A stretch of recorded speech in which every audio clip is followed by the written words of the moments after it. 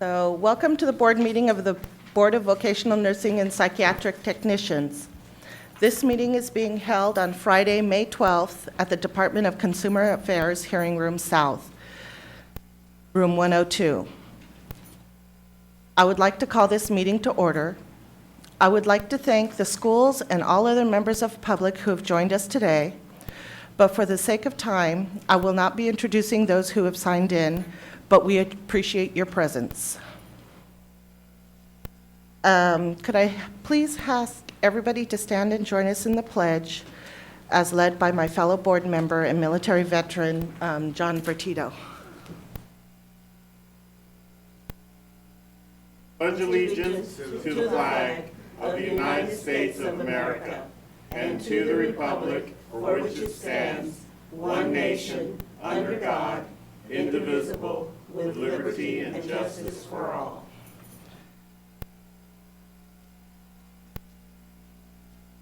So, agenda item 11, introduction of board members and board staff. I'm Tammy Mendoza, board president, and I'm going to have the board members please introduce themselves, starting at my far left. Good morning, Donna Norton, public member. Good morning. I'm sorry, nurse member. Morning, John Deerking, public member. Good morning, John Vertito, board member, nursing educator.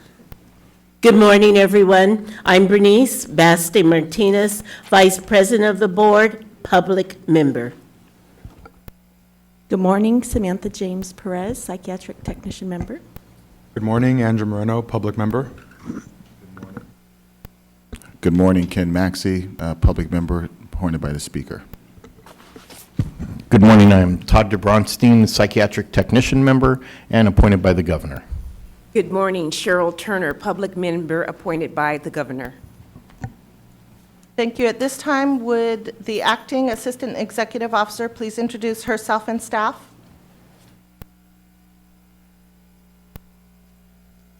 Good morning. I'm Cheryl Anderson, and with me today I have Jay Prouty, Vicki Saavedra, and in the very back are NECs, Jessica Gomez, Beth DeYoung, Faye Silverman, and Margarita Valdez. Thank you. DCA Legal Counsel, will you introduce yourself? Rebecca Bond, DCA Legal.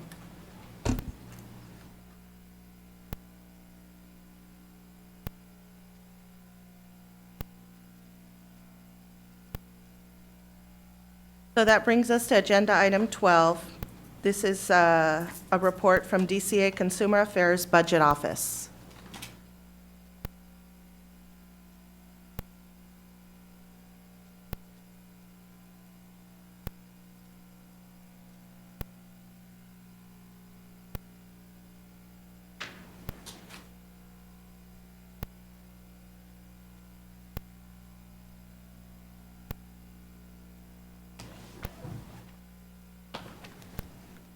Good morning. Thank you very much for letting us present to you today on your budget. My name is Marina O'Connor. I'm a budget manager in the DCA Budget Office. Good morning, everybody. My name is Kevin Driscoll, and I'm actually the new budget officer over DCA. It just started last week, so I'm looking forward to working with you all.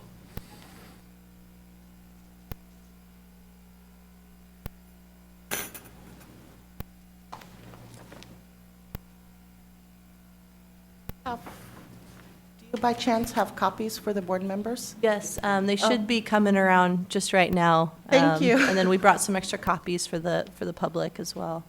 So I'll wait a minute so you guys can have that before we get started.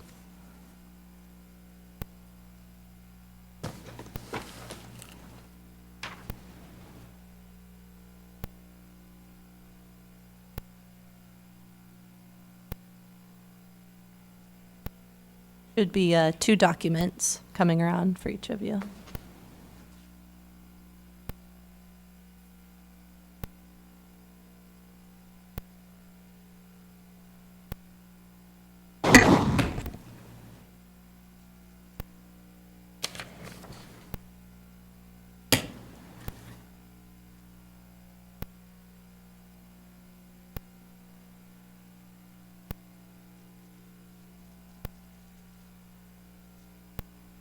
A few more? Yeah.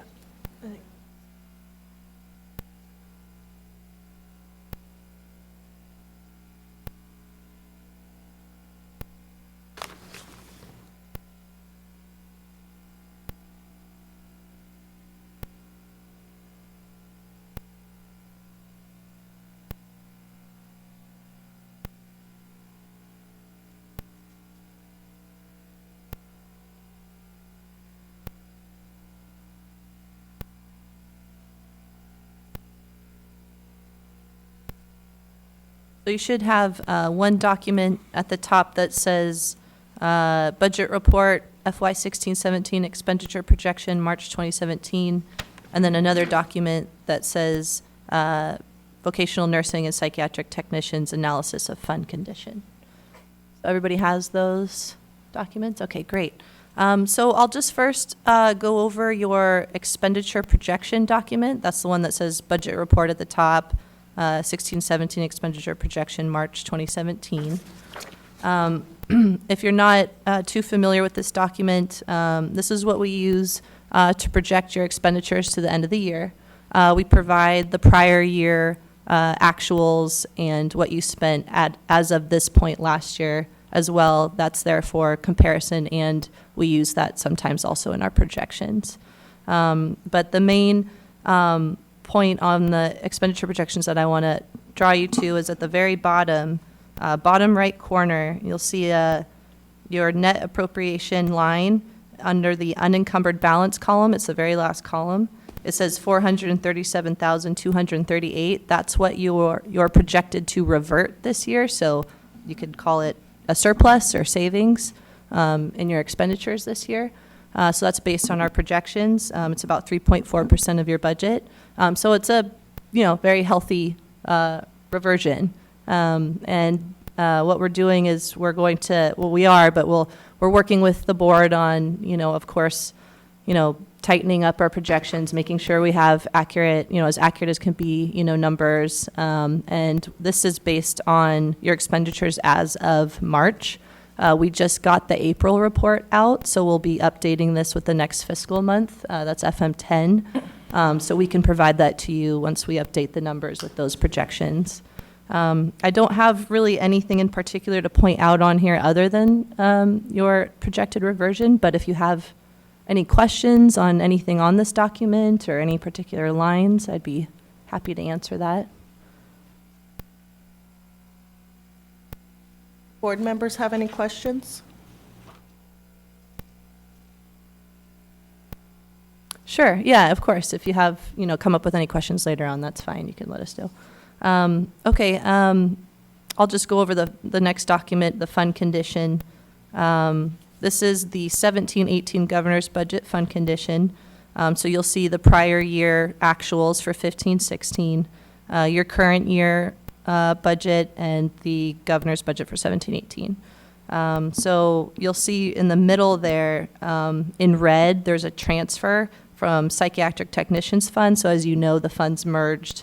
This year was the first year your funds were merged. So that's what that shows, that carryover of what was left in the Psychiatric Technician Fund over to now the one joint BVNPT fund. And then if you kind of go to the very bottom, you'll see the months in reserve line, and you'll see for 16-17 it shows 9.1 months in reserve, and then for 17-18 it shows 6.4 months in reserve. So as you can see, it shows a declining reserve. Now this budget, or this fund condition, assumes you'll spend your full budget, your full appropriation. So it doesn't take into account the fact that you're reverting potentially $400,000 this year. So that can change the months in reserve, so it won't be as such a dramatic decline. But it is something to be aware of, because if this trend continues, it's basically an imbalanced fund, and you'll need to either find more savings or increase, revenue. Yes, question? I just want to get, make sure that not only your terminology and anybody watching are clear. The board is self-sustaining, that we do get no allocations from the general fund or from the governor, that the board's funds the board has to be self-sustaining. So the fees paid into the board for testing, license renewal and such go to the board, and we have to manage our own funds, but we get no state monies from other sources other than what's produced by our own members. Is that correct? Yes, that is correct. Okay, I just want to make sure, because you said allocations from the budget, I believe, or something to that effect, and I wanted to make it clear that we get, yes, it's the governor's budget, but we are, and I'm not sure what's called, independent A special fund? special fund, because we have to be self-sustaining. Is that correct? Yes, I don't know if I said allocation, maybe it was appropriation, potentially, I may have said appropriation, which is just basically your budget authority for what you can spend, yes. I have a question about the months in reserve. Yes. So I see that it says 1196. I mean, I think that looks good, but what is the standard, what is the desired months to have in reserve? There's not, unless it's in statute, which I don't believe it is for your board, the standard is no less than 3 months in reserve and no more than 24 months, which I actually do think that 24 months is in statute for most boards and bureaus. We're within the... Yes, you are within, you're fine for now. It's just we want to keep an eye on that trend, because if you assume you spend your full appropriation every year and your revenue doesn't change, then you're looking at probably in about, I think I brought it with me, about 2021, a negative fund balance. Madam President, if I'm correct, I do believe we have possibly in our sunset something about the fees. I believe there is. So that could be Okay. addressed through our sunset. Okay, yeah. And one other thing I just wanted to point out is what we can do, and what I'd like to do is, once maybe we finish our FM10 projections, plug that into your fund condition so we could get a little more realistic idea of exactly how quickly that decline is, because it won't be as much of a decline once we plug in that savings for this year. And that'll just help give us a more accurate picture of the future years for your fund balance. So we can do that. I have a question over here. Do you typically, since this is my second meeting, but first meeting for this month, do you typically hand this to us a few minutes before your presentation? No, we don't. We usually try to get it to you as much in advance as possible so the board and board staff actually have time to look at it before the meeting. So I apologize for you guys getting this last minute. This is not an ideal situation. We were kind of rushed to get it done because of various other things going on in our office, so I apologize for that.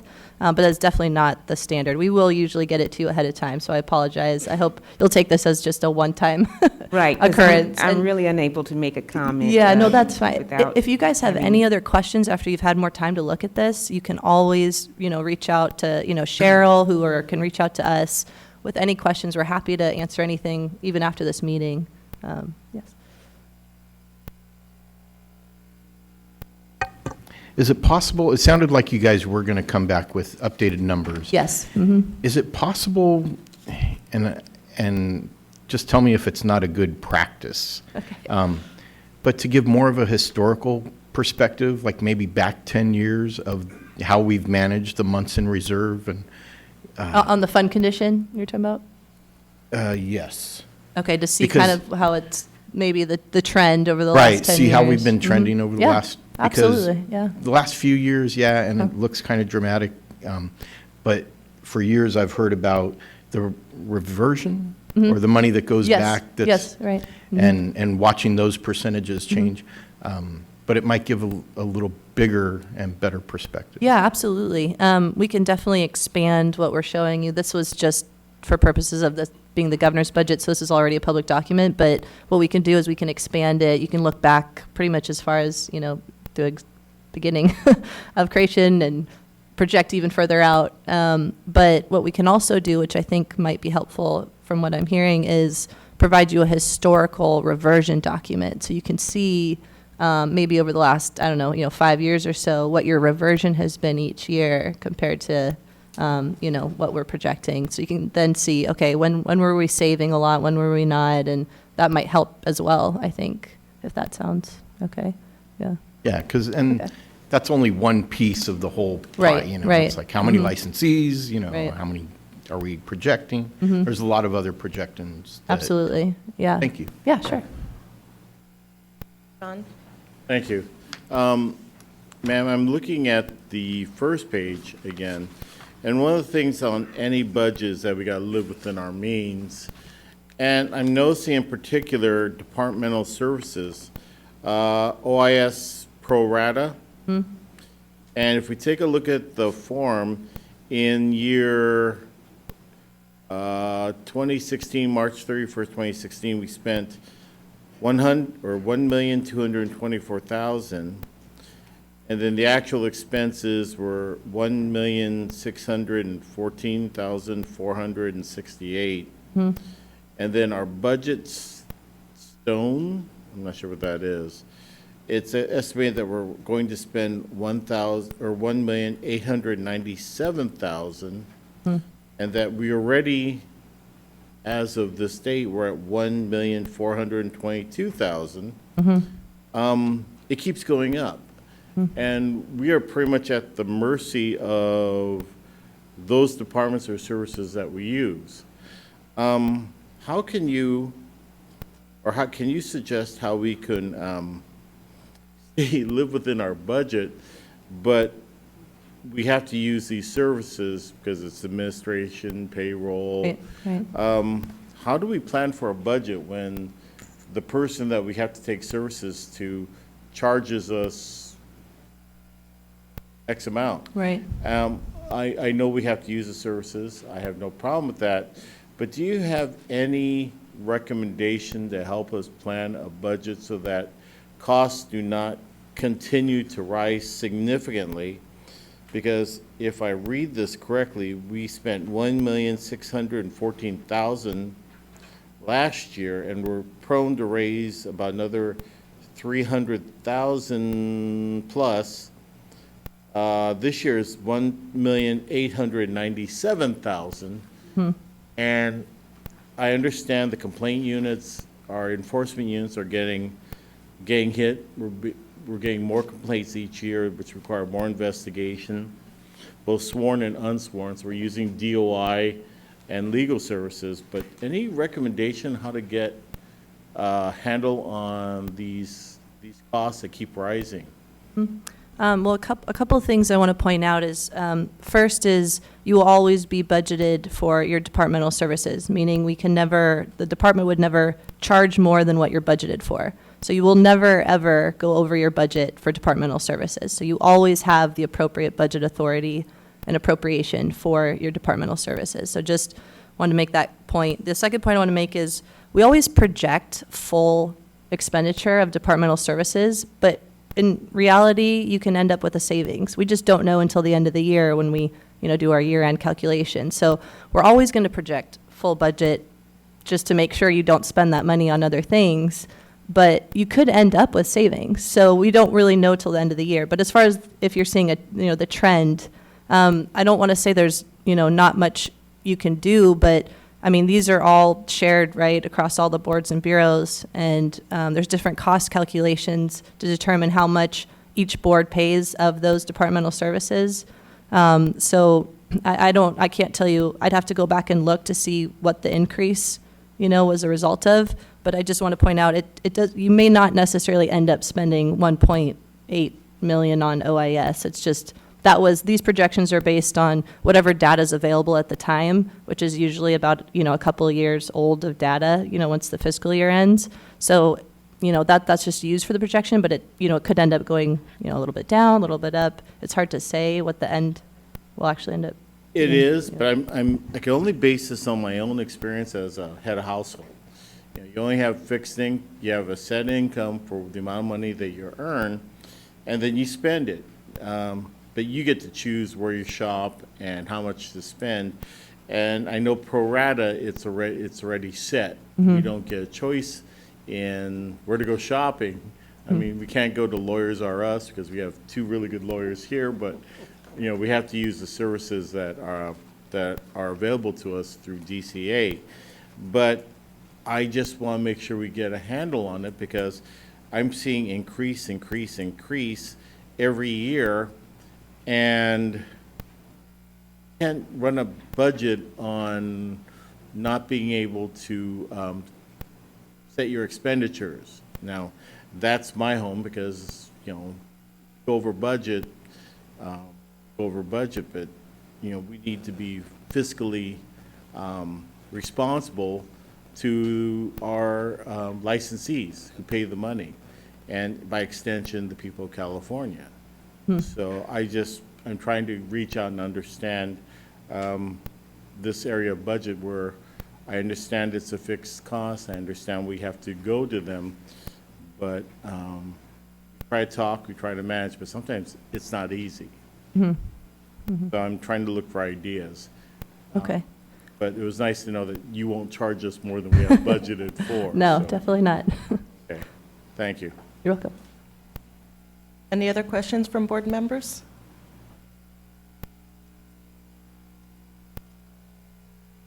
Any public comment? Seeing none? Thank you for the Okay. report. Thank you very much.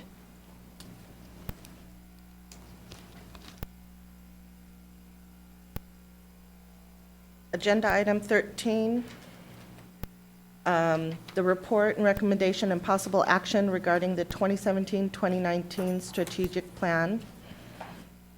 If we could have DCA Solid Training and Planning Solutions come up. Put it.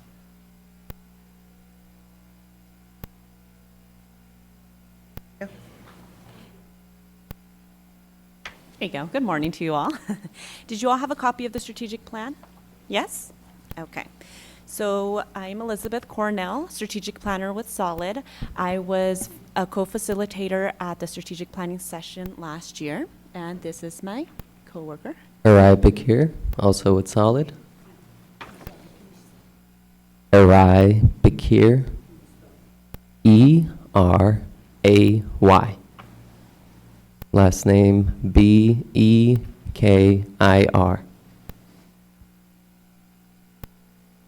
And we will be reviewing each objective and taking down any edits that you'd like to implement, and maybe you will all adopt the strategic plan. So we will start with, and I will start with goal area 1. You'll be reviewing each objective. Yep, so objective 1.1, eliminate the existing licensing backlog queue to better serve the board's licensee partners. Do you all have any edits you'd like to make for that? Yes, correct.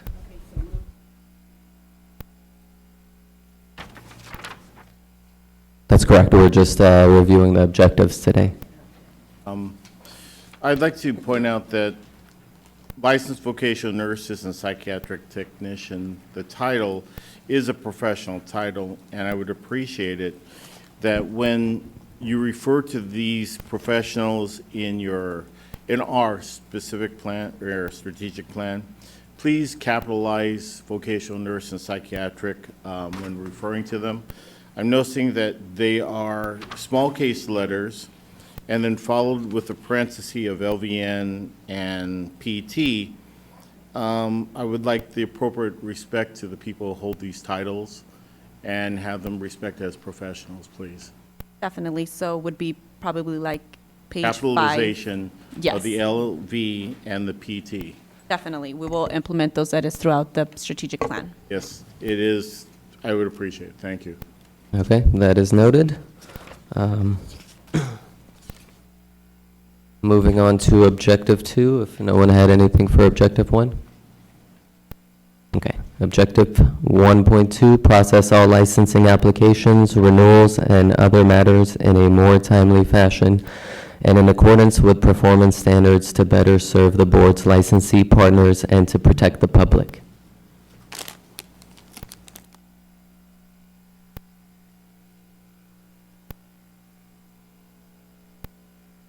No edits. Okay, moving on. 1.3, increase staff's communication of application status to improve applicants' satisfaction with the licensing process and transparency.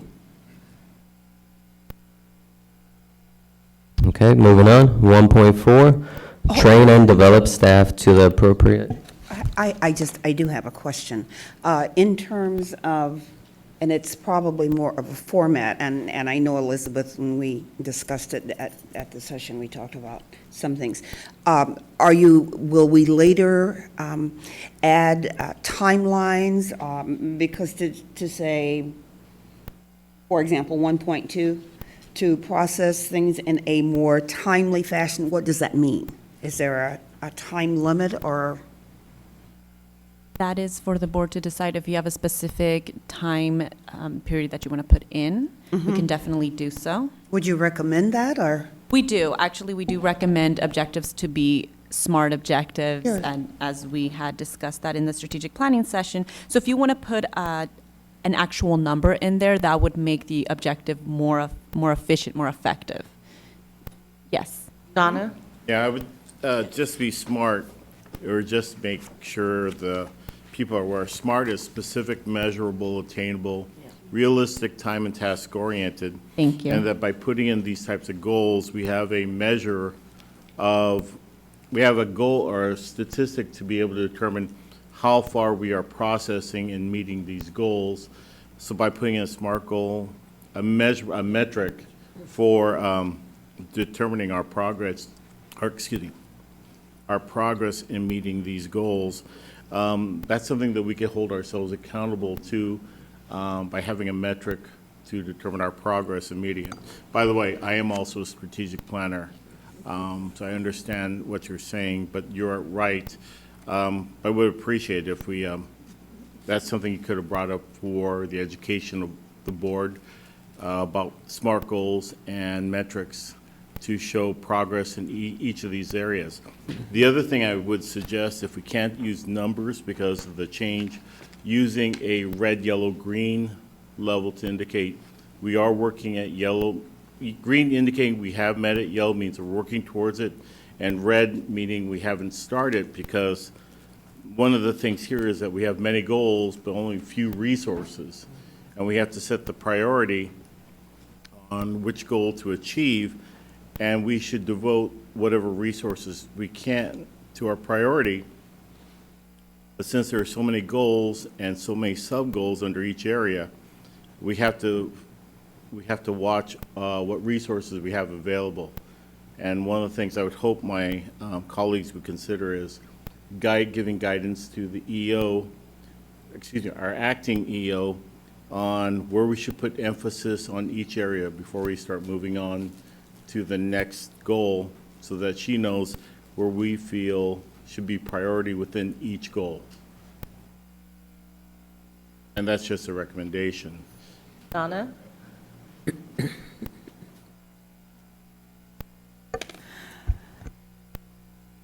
I think I have more of a process question here, because we had a strategic planning session last year.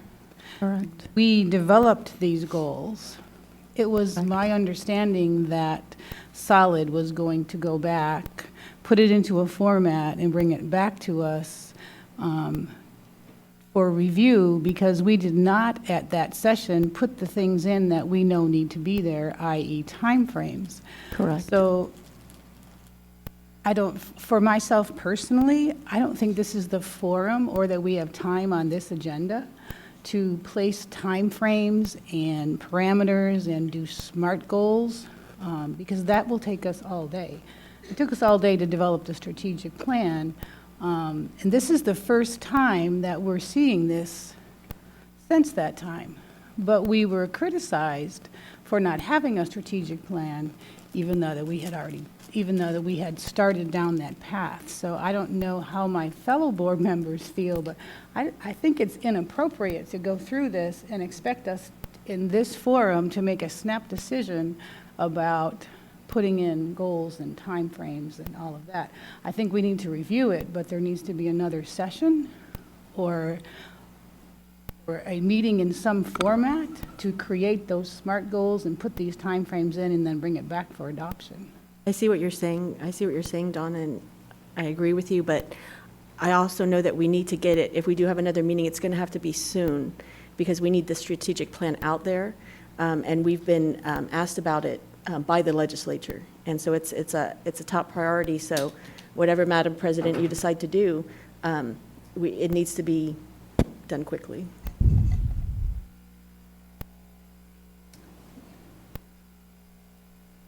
Madam President.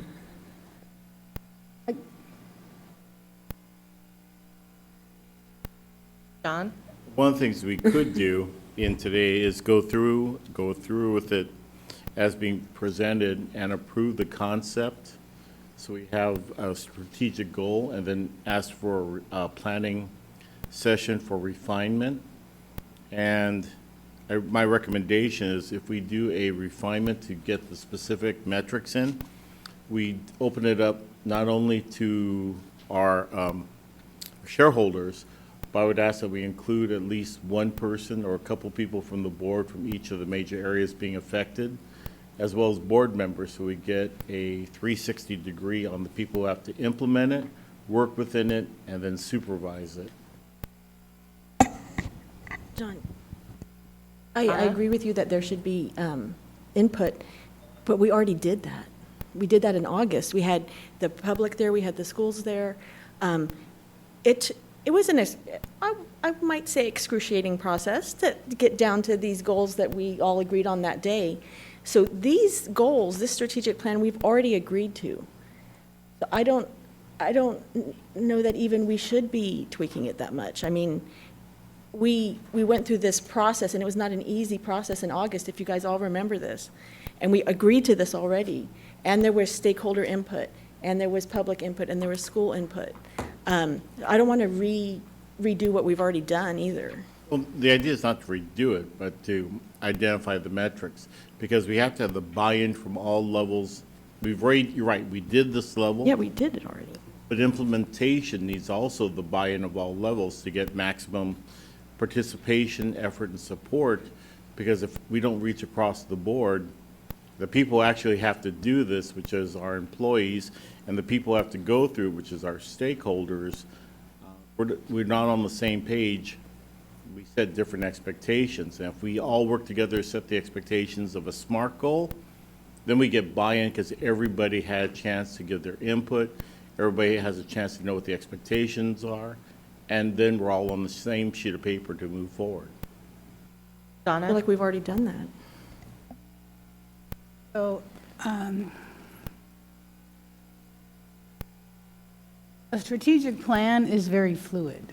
It changes. There has to be meat to a strategic plan. There has to be a process to achieving the plan. That's what's lacking in here, but we can't put that in place now because it's going to change depending on what's coming down the road. I understand Mr. Vitito's concern, but I agree with Ms. Perez that we already did that. We had the strategic planning session where we had the stakeholders there. For this process, I think we need to go over these goals, make sure they align with what we stated a year ago, should we remember what it was, and approve the strategic plan with the understanding that the executive officer or whomever with input from Solid is going to have to put the meat and the SMART goals to this plan, but we can't do that in this session.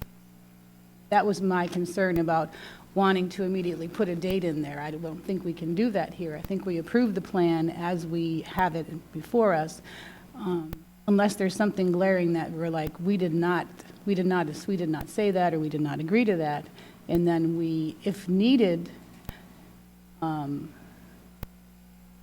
I'm not sure it is needed because our executive officer or who's ever in the seat of the executive officer will need to put the meat and the wheels to achieving the strategic plan. We can't put the meat in before. And if I may make a comment, we do Solid offers action planning, which pretty much breaks down each of the objectives into tasks and includes metrics and deadlines. But we do also recommend for the specific objectives to be as the SMART with an actual number on pretty much a SMART the specific, measurable, and all of that. And some of these we do suggest to be more of that SMART objective. But if you wanted to move on with these as is and just in the action planning be more specific and include more of those metrics. But when I mentioned that, when I asked, my concern was with more timely in 1.2 and needing to understand exactly what that meant, because to me that's extremely broad. That doesn't say much. So that was my concern when they brought it up. Bernice, did you have a statement? I did. I'm not sure about the relevancy at this moment, but I think we need to say, if we don't approve a strategic plan, we can't begin to implement anything. Secondly, yes, we're going to have some kind of measures, or else we will never know what we achieved. Whatever pathway we determine that those measures will be reviewed and entered into this plan, I also recommend we contextualize that information so that we know what the growth would be from where it is at this moment to where we're going. In other words, we could say we want to increase X by 50%. However, if we don't look at where we were, even though we might not do 50%, we really won't know if we grew, did better, or actually had an inversion and did worse. Now, since I do have the floor, I would recommend that possibly we quickly review these goals in the interest of time, making sure they reflect what we think is important for this board. And then secondly, appoint or seek a volunteer group of our colleagues to work with Solid. I'm volunteering you to get the appropriate language in here so we have measures, so we know if we've reached and if we've achieved anything. Thank you. I have a question. In your experience with working with boards and their strategic plan, what is the aftermath if you set a metric, but then that is not met? I mean, is it just, what happens? Strategic plans, again, they're variable, they're fluid, so you can change due to unforeseen events or whatever the case is. They could be amended, the strategic plans. So it requires continuous monitoring to make sure. Definitely. Making sure, right? Definitely. A strategic plan always needs that monitoring and making sure that all of the goals are being met or the progress of each goal. So what would you recommend, how often this board review its strategic plans to make sure that we are keeping target with the metrics that we set? Solid also provides some tools like Excel sheets that we develop, and you can, you had mentioned something about the yellow, green, and red, and what's being worked on, what's completed. That would be pretty much an ongoing thing. Right. Mm-hmm. Okay, that's what it sounded like to me, okay. Any other comments? John? I'll keep it brief. Basically, if we go with the yellow, green, red, we get the strategic plan, you get quick briefings, this is where we're at. The red we may key up on, say, okay, why are you red? Green we could go, yellow means it's in progress, we could check progress, but if we do that board, it'd be easy for us. The thing is that if we do the metrics, people included from the staff have to be people that can do something. A strategic plan does absolutely no good if it sits on a shelf. It has to be known by each member of the organization, and they know their portion of the strategic plan so that the team effort is to move it forward by everybody in the organization. So this has to be widely distributed to the employees as part of the ongoing employee training so that everybody knows what's going on, not necessarily by Cheryl, but education's going to have their part, enforcement's going to have their part, and they share it. And yeah, I hate to tell you this, but strategic plan does take time. And we have dedicated time, but once we have it, it's easy to maintain and adjust. We can go over this just as my colleague Bernice has recommended. We can approve the format and just continue to move forward. But then we have a strategic plan that has been approved, and now we're refining it. I've done this many times for many years, and as long as we have the format, we have something that we can present to the legislator. We just don't have the metrics that go with it. That's coming. But until we also get buy-in from all levels of shareholders and our own employees, this is nothing more than words on paper.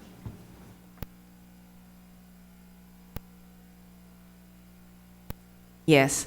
All right. So, yes, I think that we need to finalize this document and get it out and come back, think about the deadlines, if we need to input deadlines, and since it's a continuing work in progress, add that at a later time. But I think the legislator sure is looking at us to finish this. So let's move forward, please. I totally agree. And it was brought up when we did our sunset testimony, and this has to go out. I mean, we don't have any more time. And we can tweak it, we can do whatever we need to do, but we got to put something out, like now. I would just add, if that is the desire of this board, if we could just look at goal 2.6, we stated to eliminate the legacy backlog for the fiscal year 2016-17 under enforcement. So in the interest of getting this out, then we should probably change that language and state, at this point, work towards eliminating, and then we can come back and give a more specific time frame for that item. Could just simply say to reduce the legacy backlog.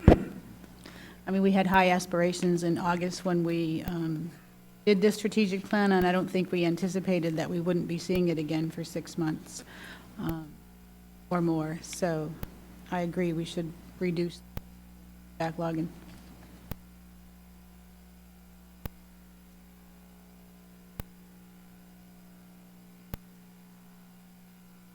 So for 2.6, at this time, work towards eliminating and then continue with the rest of the sentence. I'm sorry, could you repeat that, please? Yeah, can you repeat that, please? Yes. At this point, work towards eliminating the legacy backlog by the end of fiscal 2016-2017 to better protect the public. I may even say take out the fiscal year 2016. And this board can come back later. Okay, and so take out the year. And remember, it doesn't take the board members to set the metrics. That could be done with minimal board member input. Has to be done by the people that are going to be implementing it and shareholders. So we could take a look at the after effect. If we approve this, we have a strategic plan, we're just going to refine it and put in the metrics. That should be done at the implementation level and shareholder level so that they know what the expectations are, and all we do is get the finished product. But John, it also could be done in the committees, because if you look at the titles, most of them are the committees that we have. So the committee members could be reviewing it on an ongoing basis and set the metrics in there. But the best person to set the metrics at this point are the subject matter experts, the people that have to implement it and work on a day-by-day basis. As you'll see in the executive committee report, you'll hear why that would be ideal. Okay. So should we go over each, because if we start jumping around, we're all going to be on a different page. So should we just start back at the beginning and go through them with the emphasis of approving the overall goal and getting this plan out and understanding that in whatever format, committees, the executive officer, and the staff putting the meat to the plan, that we will get regular updates, which is, I think, what the function of the board is to receive the updates and make sure that the plan is being implemented in some fashion. I agree. So if we could. What if in the interest of time, because we're all familiar with the committees we're in, if we look at the section that we're in the committees in, if anything stands out, then we can draw it to the attention of the full board. That seems to be a possible idea, unless we want to go through them one by one. I would probably suggest, Todd? Go ahead. Okay. Yeah, while we've been talking, I've written a couple things for item 1.2. Okay. Okay, so it says, processes all licensing applications, renewals, and other matters in a more timely fashion. I see licensing applications needing a different time frame than renewals. So I don't know how you make your bullet points or number it, but I would see applications within an 8-week time frame of receipt. I would see renewals within 4 weeks of receipt. And other matters, not sure what that is, but I'm thinking assigned to the appropriate area within 2 weeks. I'm thinking if there's a question, I think that other matter could probably be done within a week. But as, you know, it's questioned and taken around, it may take a little longer. So not knowing what it is, I think 2 weeks seems reasonable. Okay. So I think,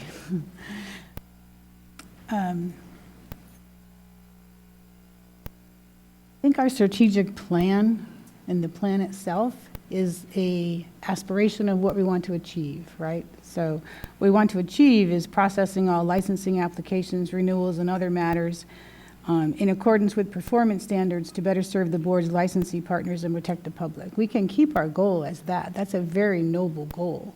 Whether or not this week we decide that it's 8 weeks or something, I think that we may get into an issue if we put a time period in the actual goal itself.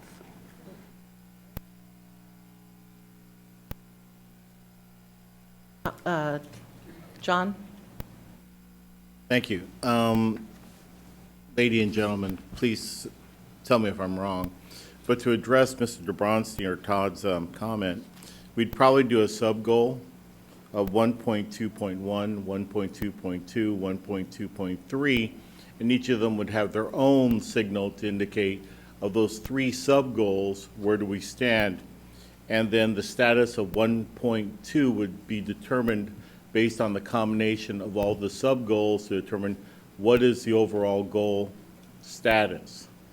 So if we had one for applications, that'd be 1.2.1. If we have a second one for renewals, 1.2.2, license renewals. If we want to have one for all other matters, 1.2.3, another goal, that would be a sub-goal under 1.2. 1.2 and 1.2.3 would have their own metrics, would have their own evaluation, and the 1.2 would be a combination of all 3 sub-goals to indicate a status on meeting goal 1.2. And that's how we would be organized. But again, ideally done by the subject matter expert and stakeholders. Yes, it is long and drawn out. It's painful. I've helped I'm sure our 2 presenters have done it many times. I've done it many times. It does take time, and this is not something that's done quickly. And depending on the organization, some of these are done, every 6 months, 8 months for a big company that's reactive to the market. And for others, like state organizations, it may be, in effect, the same plan for 2 or 3 years.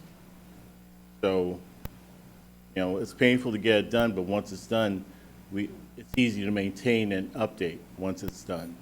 Madam President, I would like to move to accept the strategic plan as presented with the revision to 2.6 and refer to Executive Committee for further refinement in the future. Okay. Is there a second? I second that. Had a motion and a second. Any public comment? Any discussion by board members? Just a question, Madam President. What would be the timeline for referral to the exec committee and then a report back? So the executive committee is scheduled to meet May 22nd, I believe it is, from 10 to 2. So we can review it then, and then do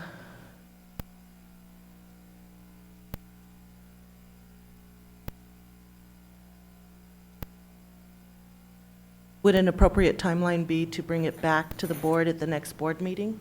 Well, I think if we accept this, then any refinements, what I was trying to say was could be done by the exec committee. I mean, they would be the timelines. And then send out the final copy to the board members? Madam President, let me ask the colleague, the maker of the motion. If I'm hearing you correctly, you are not only suggesting the executive committee review and add the pertinent information, the timeline, we'll decide if it's going to be red, green, yellow, or we're going to put percentages or some other features. But I'm also assuming, correct me if I'm wrong, that once this is approved in general, that the executive committee sees the plan goes to implementation. Exactly, that I want this out, I want to start now. And you further revise as necessary as exec committee. And then the follow-up would be the executive committee would report in its next report, what is the status? Exactly. I see. Thank you, Dr. Basti Martinez. Thank you. So would the maker of the motion like to add a clarify for like the timelines for that into the motion?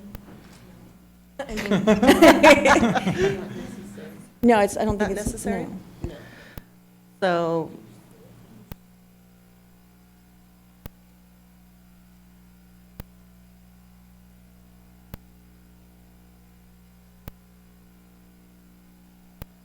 the report, as far as what Bernice said, the understanding is to accept the report and refine the timelines and look at implementing. We can accept it and implement it, and then you can, since it's a living, working document, you can put in those timelines or refine it as the executive committee feels necessary and bring it back to us in your executive committee report.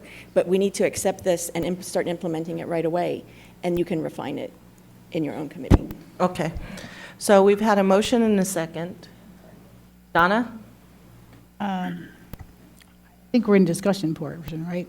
Okay, so I agree, we need to accept this. We spent a whole day coming up with this ourselves. This is our plan. And with stakeholders, we had the schools there, we had salad there. This is our plan. We created it, we need to accept it, implement it, and and as in any other fluid strategic plan, we are going to reevaluate it throughout the year and find out if we need to make an adjustment to our strategic plan, and we can always adjust it as necessary if we are not achieving the goals that we set out to do. But if we continue to hold this up by putting timelines and rewording it and doing everything, we are circumventing our own strategic plan and prohibiting it from coming to fruition. John? I have full faith in our executive committee. I think they're both capable ladies. But I would caution, or I would suggest, not caution, but suggest, the best way to come up with those additional metrics related to each of these goals is to go with your subject matter expert and what members of the public, and turn it over to them to develop the metrics for each of these goals and identify any sub-goal as indicated by Mr. excuse me, as indicated by Mr. Bronstein as an example, using SOLID to help guide them to develop the metrics for each of these goals. That way, executive committee can supervise and monitor, but the work's actually being done by the subject matter expert and the stakeholders in regard to each of these areas, because they're the ones they're the ones that know what needs to get done, not us, because we're getting down at the weeds. We're looking at something at the 10,000 foot level, And if we start micromanaging into areas that we don't know anything about but set the metrics, this plan's going to fail. So while the executive committee can supervise, I'd say let Solid get together with stakeholders, get together with subject matter experts, and let them come up with the metrics, because they're the ones that got to implement it, they're the ones that got to work it, and they're the ones that are going to be reporting on it. Their responsibility to implement and report back to us as the supervisor, as the board. So while you can monitor their development and we can approve the major goals, further refinement should be done at that level for implementation and setting those expectations. That way we are implementing it, we're still developing it, and we can honestly go to the legislature. We have a plan, it's in place, we're refining it, it is a living document, and it's going to change.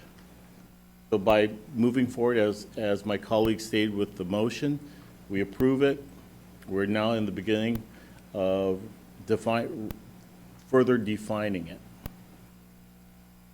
Any further discussion? Yes, so I'm not sure I'm really clear. Are you saying delay No, approving? no. Okay, okay, you're not saying that. Okay, good. So, and also I believe that there should be input from, say, the licensing committee, who's more familiar with the timelines that are involved. They should give input, but later forward and try to approve this. So, any further comments? I'm just curious if Solid has any comment after listening to our discussion, particularly about timing and making this advance so it's workable. So I'd like to comment that, so if you do approve the strategic plan now, you would all adopt it, approve it, and pretty much after that point, Solid usually is more hands-off, and the plan itself is actually gone through and the goals accomplished and monitored and all of that by the actual board, and any changes or amended to the strategic plan can be done by you all, not necessarily involving Solid. But you could contact us if you need action planning, and that would be my recommendation. If you'd like to approve the strategic plan as is now, not implementing any specific timelines, and come back for action planning, and we can pretty much, again, set the metrics, the timelines, and the success measures for each objective. We typically do recommend SMART goals, so each objective to be with a time frame, but I do know that you all want to not rush, but you want to put this document out. So those are my two recommendations, or take it back and make those objectives more time-framed, or accept as is and move on to action planning and break it down to success measures, time measures, and all of those within the action planning, which would involve the staff and management. Those are the two recommendations. Thank you. Thank you. Donna?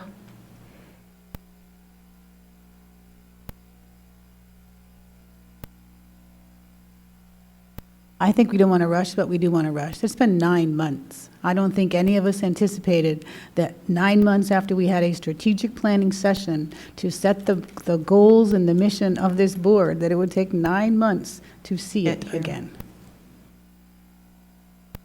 That gives us 3 months to achieve something that we set out to do, if you think about it.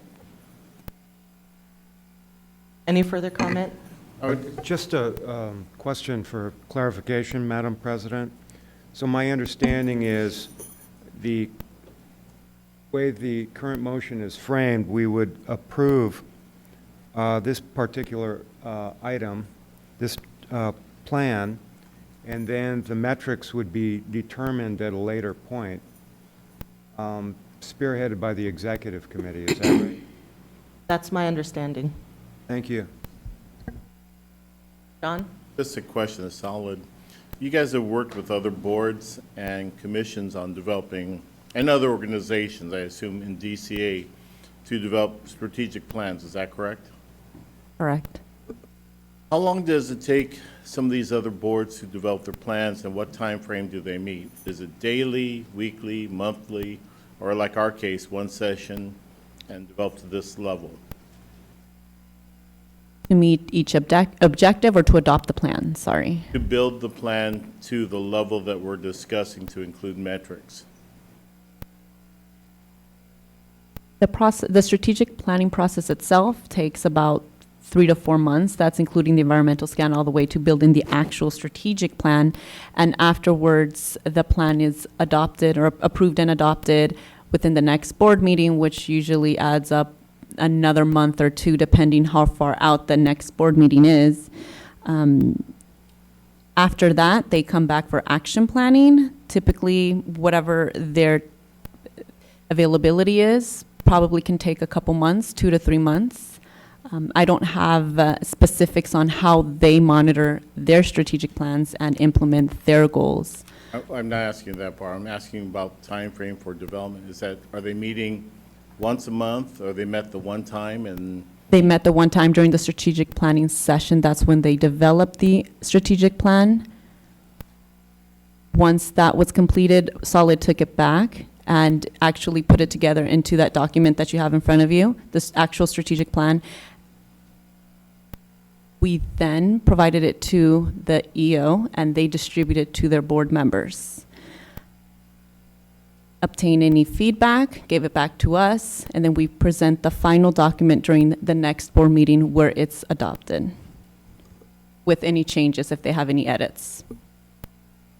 So you're saying after one meeting, all this is done in 3 months or 4 months, or depending. There's no people working on those metric aspects of it during that time frame? Correct. The specific metrics that break down. So when they build the actual objectives, they build it with the time frame within the objective. And after that, any more specific time frames and success measures are implemented during the action planning phase of the strategic planning, which is afterwards.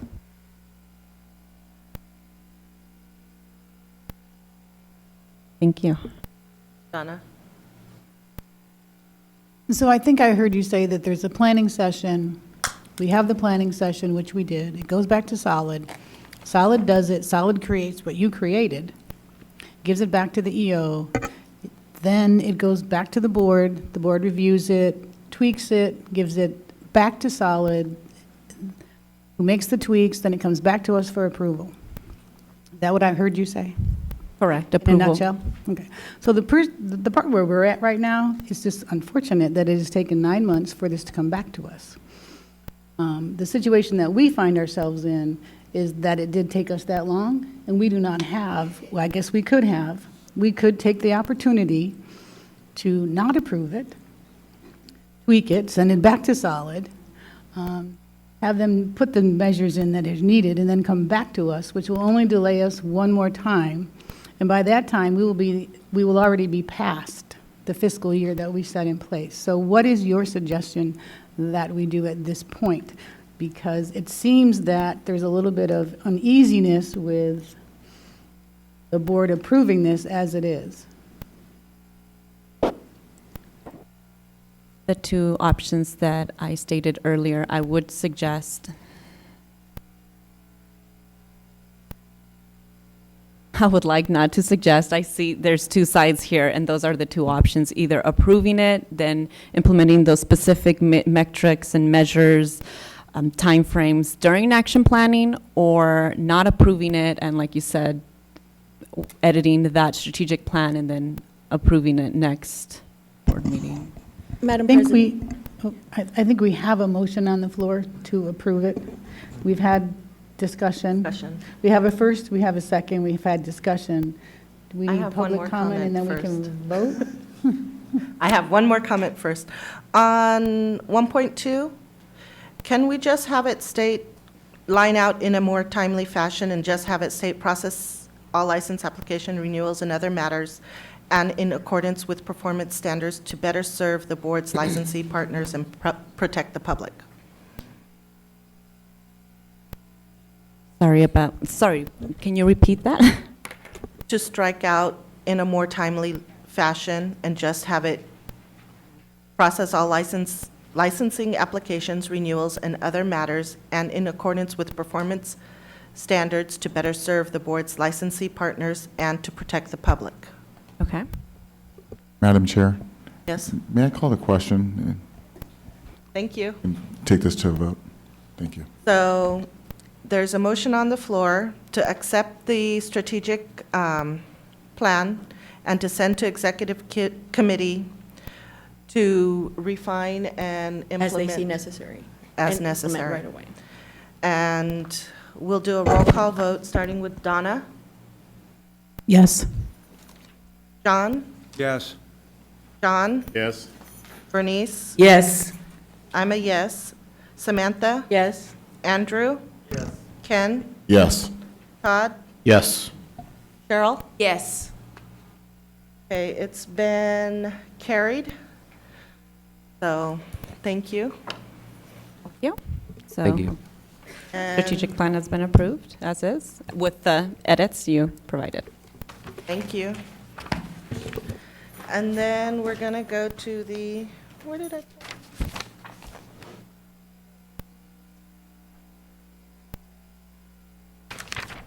Number 14, Executive Committee report and update. So we met on April 13th with Cheryl Anderson and myself and Bernice, and we have the board member committee assignments. And during that time, we've asked Cheryl if we could also have staff involved in the committees that reflect. So the executive committee would be myself and Bernice, adding the executive officer and the assistant executive officer. Education committee is Ms. Bernice, Mr. John, and Ken. And the staff involved would be supervising NEC, the NEC, the executive officer, and the assistant executive officer. For enforcement, we have Ken and Andrew, and the staff that would be involved would be the enforcement division chief, the staff services manager from the complaint unit, discipline unit, probation unit, and the supervising special investigator. And then for evaluation would be Bernice and Samantha. And staff members would be Staff Service Manager 1 Evaluation Units, SSA from the Evaluation Unit, Staff Service Manager 1 from Licensing Unit, and OSS 3 from the Licensing Unit. Legislation and regulation would be Todd DeBronstein and John Durking. And staff members involved would be legislation, regulations, analyst, the SSM1, and the EO or assistant EO. Licensing would be Ken Maxey and John Vertito. Staff would be Staff Service Manager 1 Evaluations Unit, Staff Service Analyst in the Evaluation Unit, and Staff Service Manager 1 from Licensing Unit, and the OSS 3 from the Licensing Unit. Practice Committee is Samantha and Donna. The supervising NECs would be involved, would be the staff involved. Strategic Outreach is Todd DeBronstein and John Durking, and the staff members involved would be the executive officer and the assistant executive officer. And in the report, you have the roles of the executive committee and the various other committees. So, and then for the continuing education audit, with that, we were at, with all those that have turned back and they've reviewed already, which is from the Sunset Review, we've ceased any further work on the ones currently. It was 95% compliant with the CEU audits that have been returned. So they're going to archive the data, and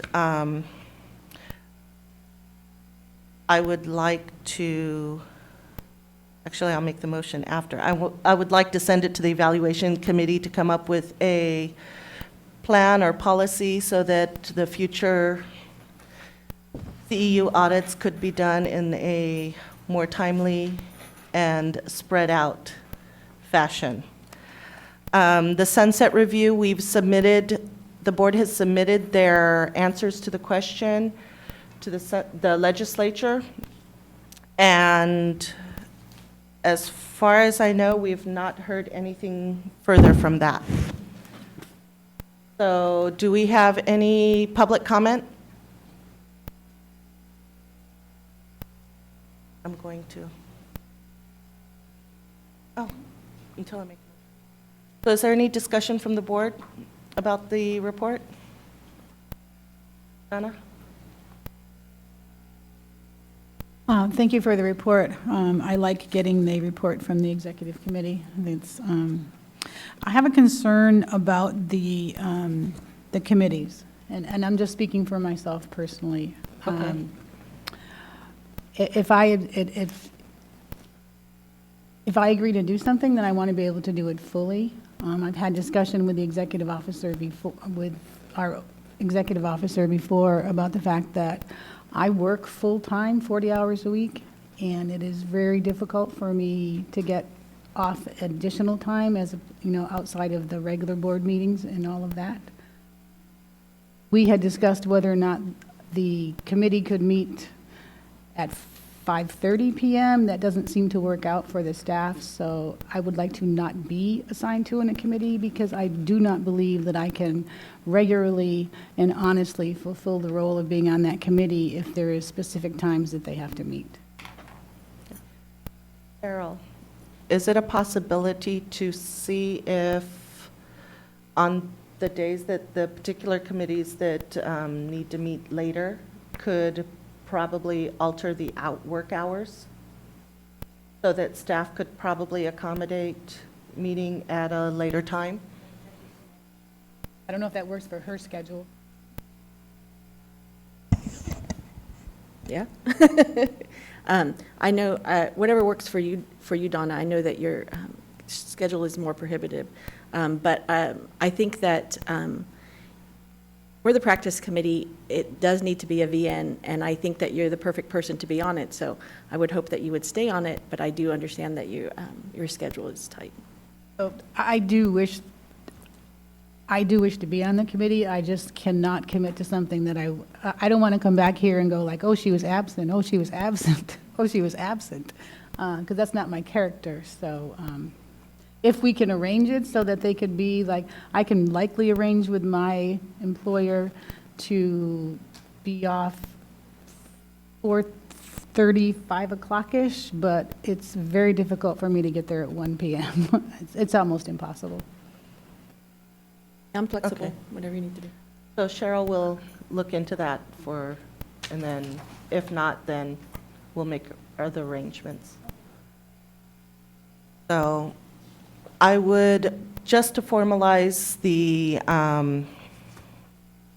sending of the continuing education policy change, or to set up a plan to the evaluations committee for review or to come up with a plan and bring back to the full board at the next board meeting.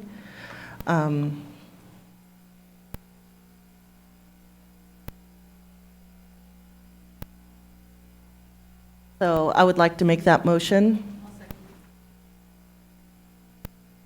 Any discussion or public comment? Seeing none, any discussion by the board? Seeing none, can we take a roll call vote, starting with Donna? Yes. John? Yes. John? Yes. Bernice? Yes. Myself is a yes. Samantha? Andrew? Ken? Yes. Todd? Yes. Cheryl? Yes. Motion carries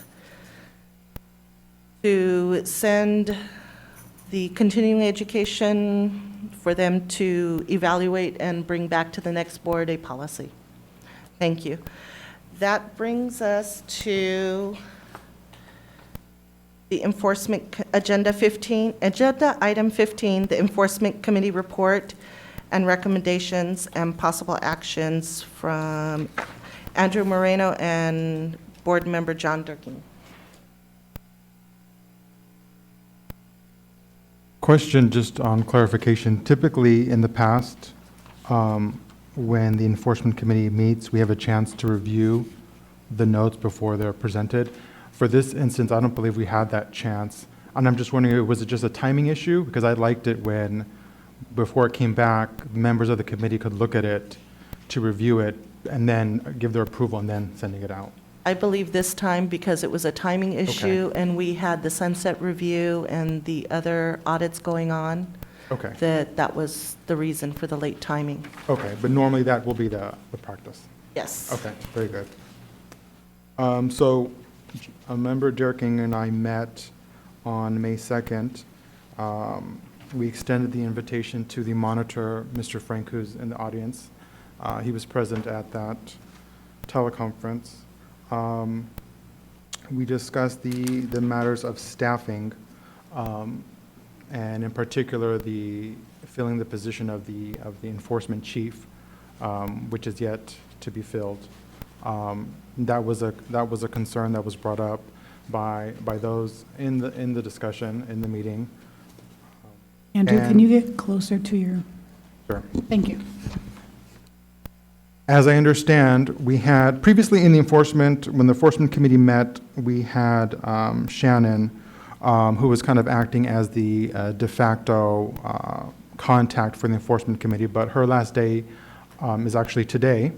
So Rucia will now be our point of person contact until that chief position is filled, which I believe she is very capable of that and doing that. So I look forward to working with her. We discussed, so that is in regards to staffing. Is there any questions from the board as to staffing within enforcement? The next item that we discussed was the data and the enforcement statistics. And in particular, one of the questions that I brought up was that when this board is provided with data in regards to enforcement, I made the comment that by looking at the data, and if I were to walk away, I would be of the impression that we are making improvements.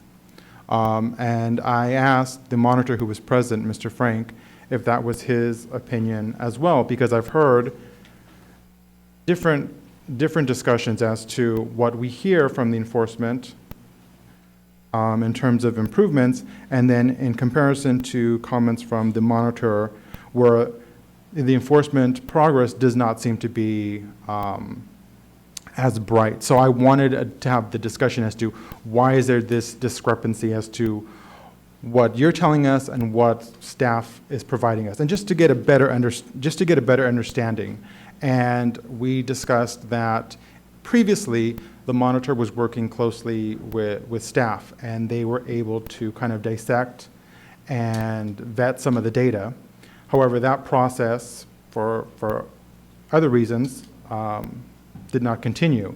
So I asked staff and I asked Mr. Frank if we could resume that process of collaboration so that the data could be vetted.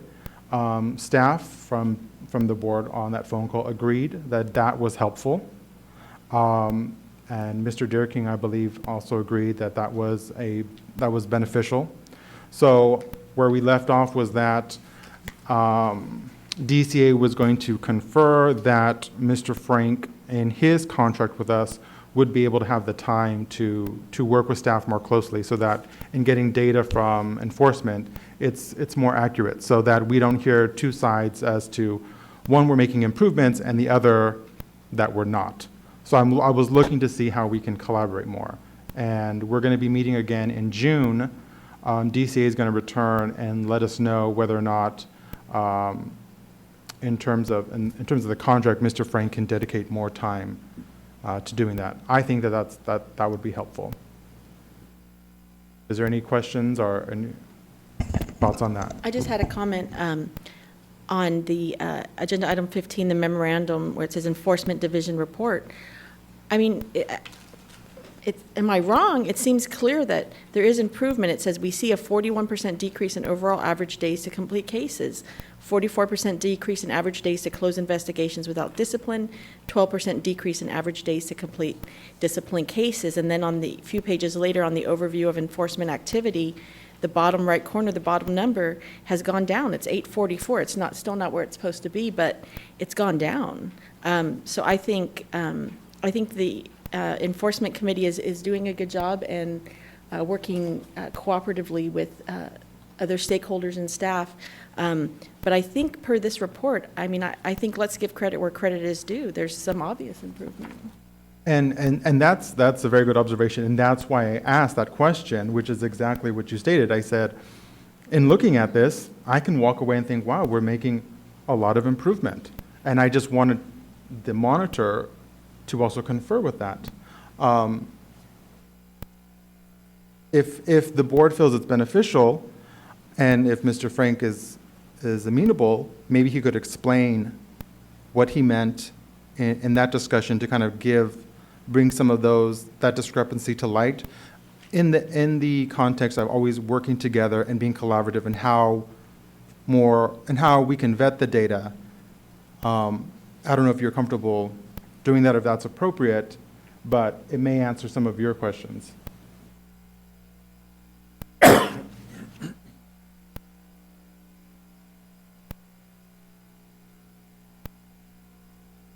Mr. Frank, would you like to?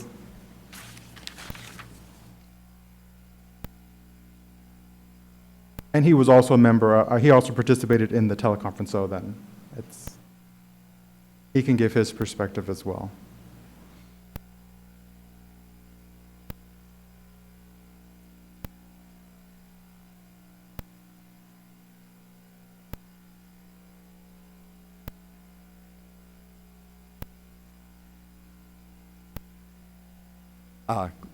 Good morning, members of the board, and thank you, Mr. Marino. I'm happy to sort of fill in some of the information you're asking about.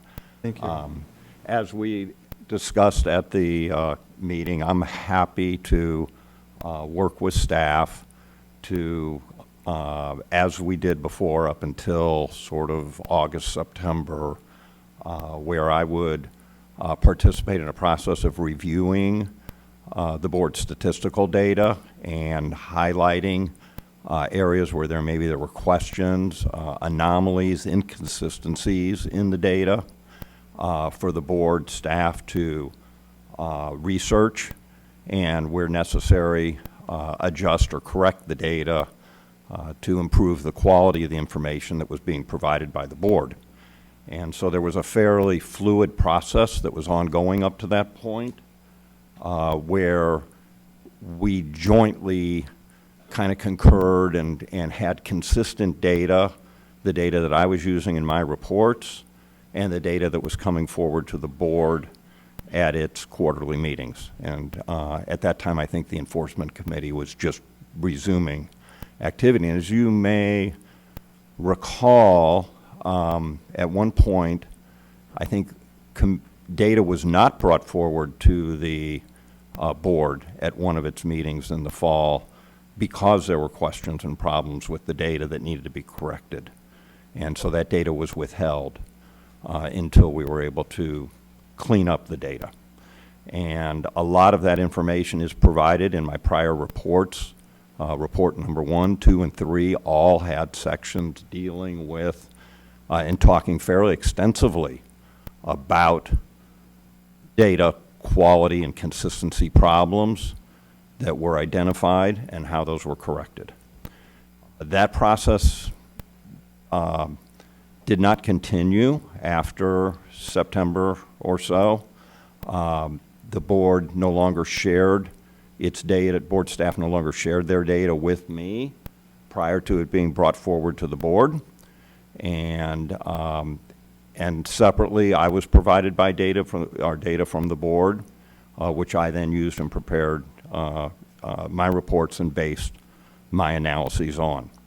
And so sometimes, and I think I spoke to this at the sunset hearing, there was information provided to the board in its reports that was not consistent with the information I was being presented, and I would again still stand behind the quality and consistency of the data I had with versus the data that was being presented to the board, which I felt had a number of problems with the continuity of the time series data provided over a period of 3 or 4 or 5 years, and the quality and consistency of the data provided in the most recent year in particular.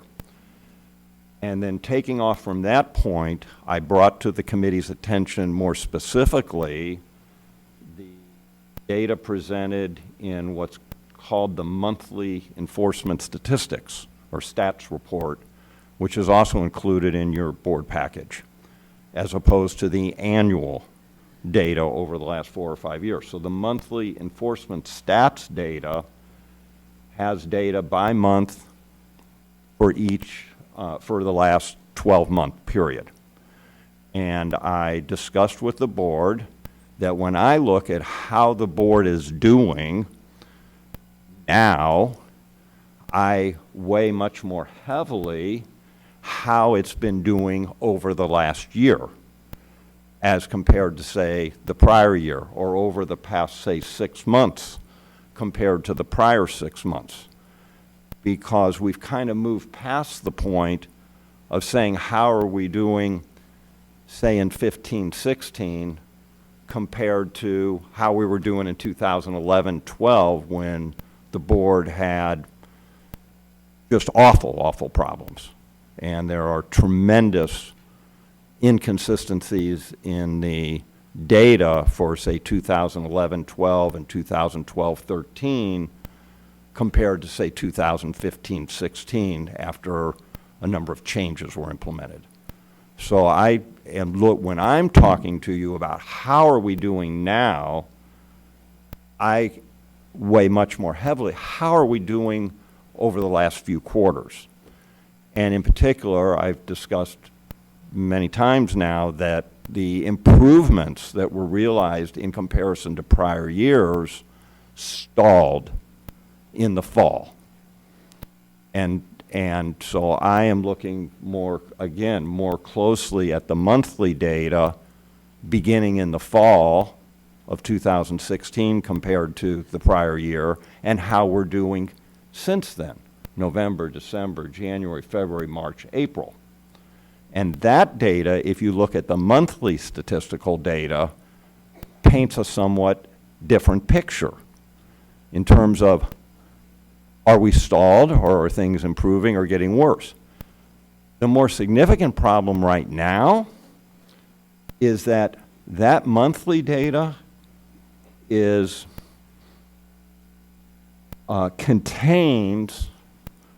it's readily apparent from just looking at the data that there are a number of unexplained anomalies in the data.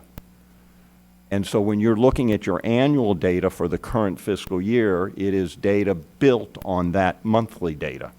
And that monthly data has some significant anomalies. Some of those I understand, most of them I do not. And so, for example, I know the monthly data shows a significant decline in the number of pending non-sworn cases. It shows it declining from about 400 cases, I think, at the beginning of the year. Let me just look here. Yeah, 393 or 400 in September, October, and then it drops down to 324. But as I discussed in the sunset hearing, there was this NOW project where the board closed 70 cases in January by issuing a NOW. And there's problems with that, and many of those cases may need to be reopened. So that partially explains why that number is down, but it may not be down appropriately. In addition, the board recently, in the last few months, implemented what it refers to as a pilot project, where licensee complaint cases that are going to be referred to the non-sworn investigation section for the past few months are being prepped by staff in the complaint unit by requesting records before those cases are referred to the non-sworn investigation section.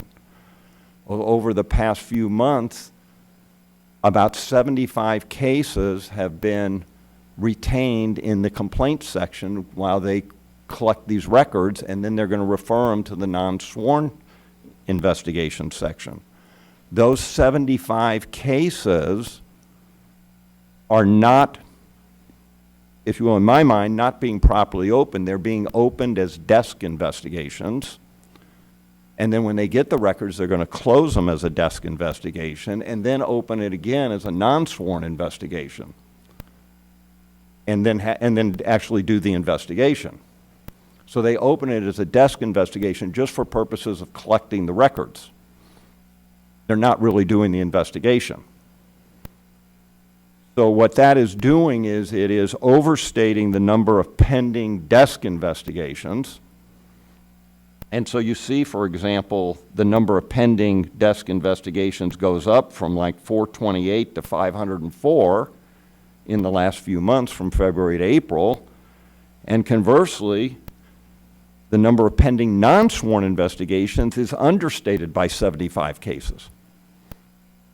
So when you're looking at your annual data, you're saying, oh, gee, we're doing, as Ms. James Perez mentioned, and as you mentioned, it looks like we're doing better. When in fact, you're not. The number of non-sworn pending investigations is not down at all. It has, even with the 70 now cases that were closed that may need to be reopened, you would be back at 400. It's going up, not going down. So yesterday I met, there are other anomalies here. For example, you will see, I'll just point out a couple that are easy to see on this monthly data. You'll see closed at intake, about 5 lines down from the top. Usually it was about 2 to 4 cases a month. Suddenly, in the last few months, it's several dozen cases a month. That's a lot. Those are cases that are being opened and closed with no investigation, or there's a coding error. There's some problem, and I met with staff yesterday at the board's offices, and I'm going to go back and meet with them again midday today. I'll be leaving the meeting and then coming back, and we're trying to identify what the heck is going on. Because these numbers have that's a significant problem when there's, you know, it may be fine, but nobody knows. And these monthly enforcement statistical reports are not being distributed around for any review by staff before they're coming before you. They're being produced, somebody's running the report. The data quality reviews that used to take place are not being completed. There's no manager in the complaint unit reviewing these complaint unit statistics, which is where the intake and desk investigations occur.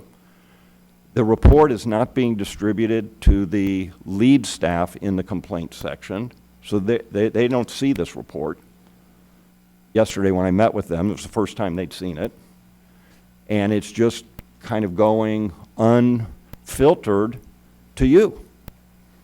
And then you're interpreting data and drawing conclusions that may not be appropriate or would be different from what I would see. So I'm going to go back and, per our meeting where you asked, could we work again more collaboratively, and staff said they thought this was helpful, and I think you found my review to be helpful, this information. I'll go back to staff, and we're going to kick the tires on this a little bit more, and hopefully they'll pick the ball up and do a little more review.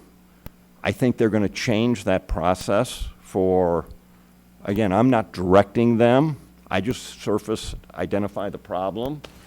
But like with the pilot project cases, instead of opening them as a desk investigation, then closing it, and then reopening it, they'll open it as a non-sworn investigation.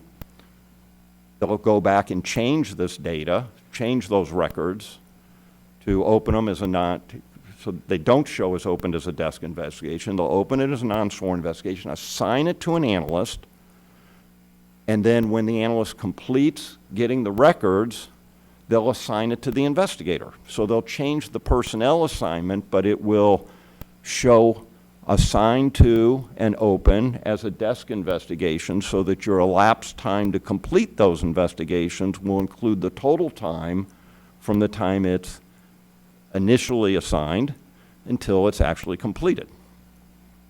And then you won't have it being counted twice with the wrong amount of time.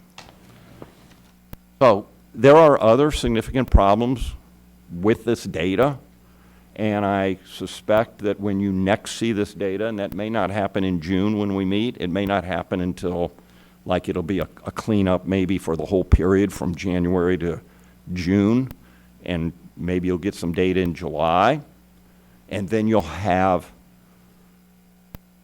better data. So that's kind of where we are, and again, I will be also talking with DCA, and we'll see what we can work out in terms of having me be available, if that's what there's agreement about wanting me to continue to provide this sort of service to help you, again, restore kind of quality data, management information, processes for your enforcement program. Yeah, any questions? I can.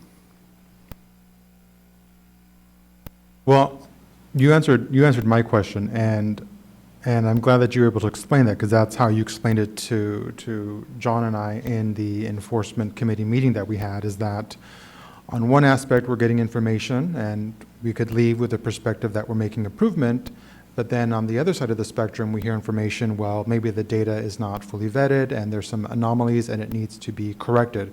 So therefore, that's why I wanted the collaboration to resume, so that in a sense, this board can see data that all interested parties would agree that this is the correct information, and you'll have a better understanding of where you are and making progress within enforcement.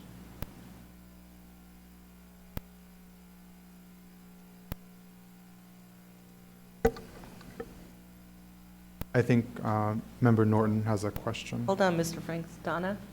So, thank you, Mr. Frank, for that explanation.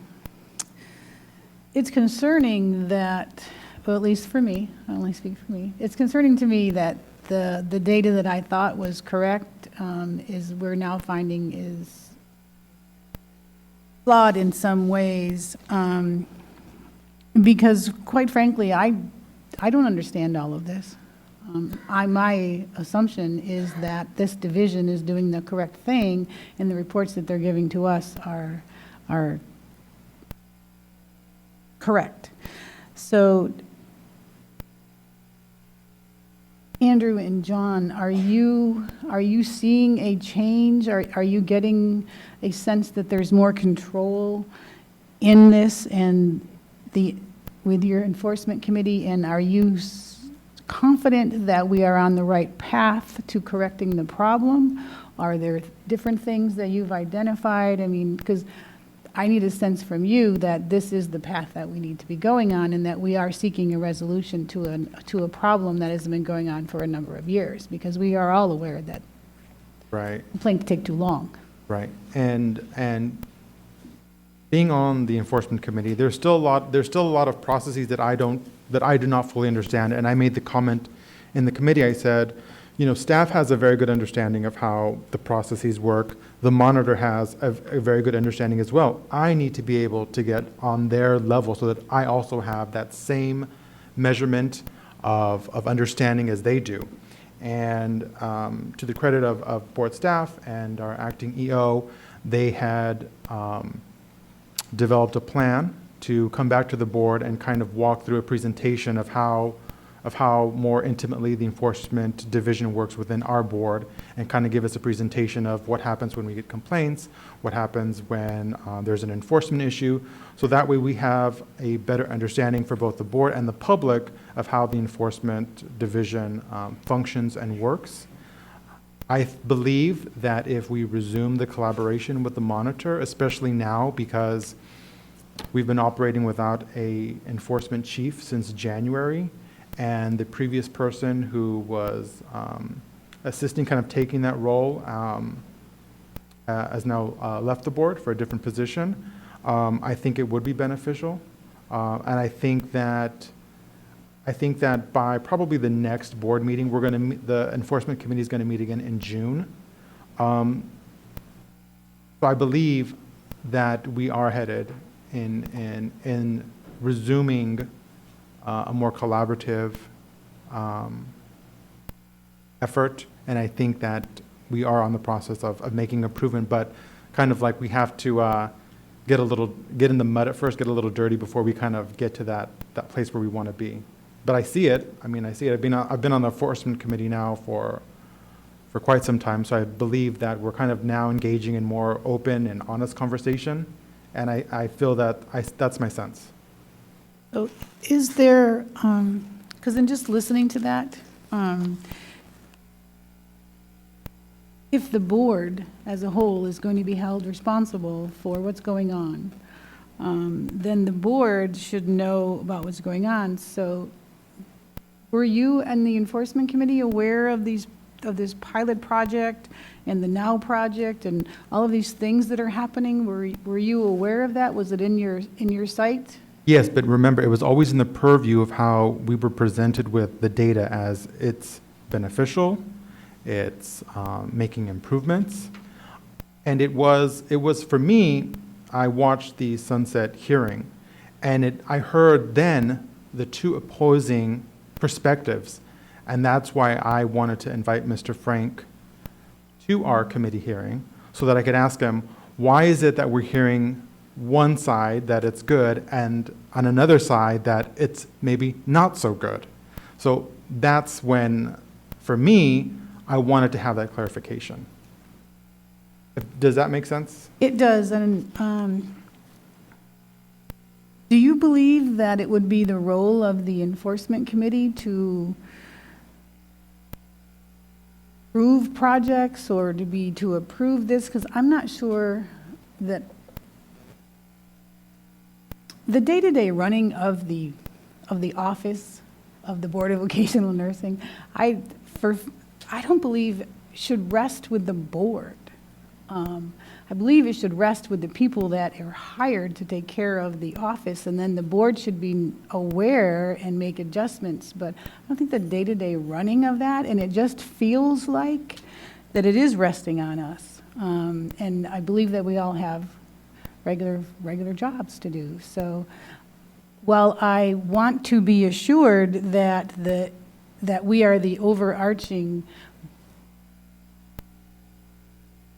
board and we're doing our responsibilities to protect the public and all of that, I also want to be assured that the people that we have in place are doing what they're supposed to be doing. And I share those same concerns as you do. But it's almost a very peculiar situation just right now, because we're kind of in this transition where we haven't had our enforcement chief, and there's some other vacancies within enforcement. So a lot of staff are kind of now doing double duties, and Rocio, who does an excellent job at what she does, is now going to be taking on that role. So there's some, as you can imagine, she's going to be doing what she normally does, her full-time position, but now the additional task of kind of overseeing and working with the enforcement task. So I share some of that same concern, but I am hopeful. Right, okay. Okay, thank you.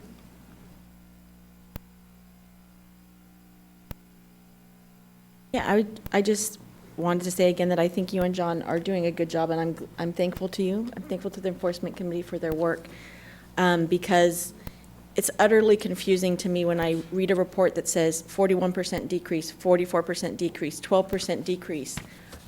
If we turn to our charts, this is a line, and it is going down. I mean, I have my glasses on, I can see that this line is going down.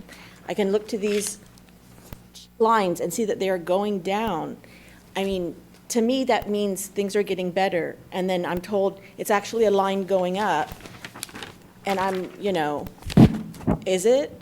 So it's very bewildering, honestly, for these board members to be given charts that say that there's a line with a steep decline. Oh, that's actually a line going up. We can't work with that. So I'm glad that you and John are getting to the bottom of it, and I have full faith that you will, that things will get better. So thank you for your hard work. Thank you. Have a motion.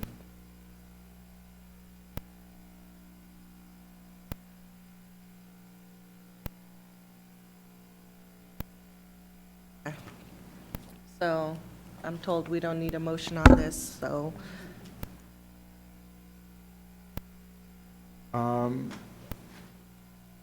Well, in the committee, it was my recommendation that the monitor resume the collaboration working with staff. And staff on the teleconference also agreed that that was helpful. I don't know if that that needs an action item, but that would be the only thing that comes to mind at this point. So thank you for your report. We'll now move on to Agenda Item 16, the Evaluation Committee Report for recommendations and possible actions regarding the committee role, evaluation procedures, performance measures, and statistics from Board Vice President Bernice de Martinez and Samantha James Perez. Thank you, Madam President. This is actually, it is a brand-new committee. And during our first meeting, we took time to talk about what the purpose of the committee is, what its work might be, and also to clarify the description of the committee, which everyone should have in their packets, and it was also included with the list of all board committees.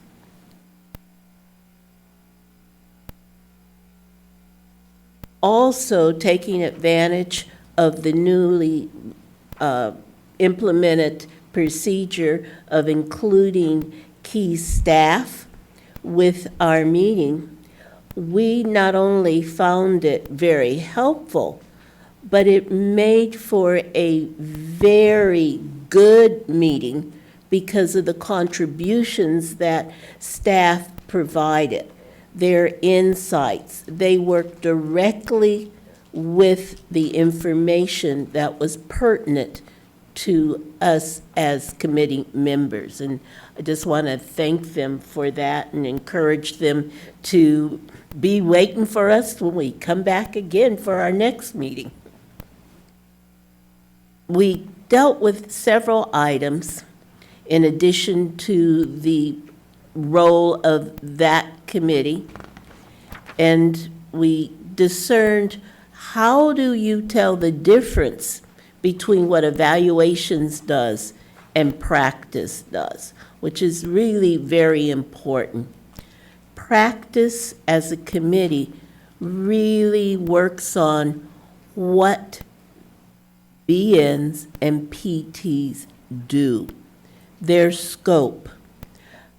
what type of training, what the curriculum might, what recommendations of how the curriculum is implemented. In terms of evaluation, the real key is, how are we doing? What are we achieving? And how are our measures functioning? For example, we have the licensing exams. What is the data really telling us? And how are we using it, for an example? We spend quite a bit of time talking about continuing education and the audit of statistics. And oftentimes I think we forget, not only do we look at how licenses are earned, but we have staff that works on how do you handle licenses from other countries. And I think we have some of the very best of people who work on that kind of thing. You know, schooling across the globe is not at all like schooling here. And they have to make a decision based upon the transcripts they get to recommend to the overall board that licensing should go forward, or testing, or some combination. And that was the crux of the time we spent, and we're willing to take questions. And I thank you, my colleague, for the time you spent during that meeting. Would echo Madam Vice President's comments. I thought it was a great meeting, and I think the staff that were there, Ms. Anderson, Ms. Johnson, Mr. Chen, and Ms. Kalma, it led to a very robust conversation, and I think it was a very productive meeting, and I look forward to having the committee in this format again. And also thanks to Madam Vice President for guiding us through that meeting. It was really good. Any other comments from board members? Donna? Just a housekeeping issue. So I think that the minutes should reflect it's the role of the evaluations committee, not the role of the practice committee. Oh, I think that's a typo. sorry.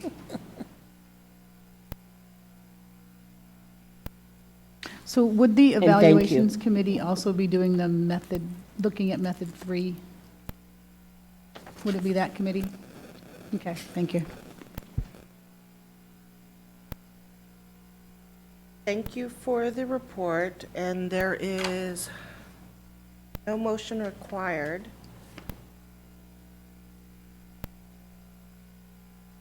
Oh, New committee. that's right. So, is there a motion for the role of the committee? We're looking to adopt the role of the committee because it was a new committee. Can I make the motion if I'm on the committee? I move to accept the description of the role of the committee as presented.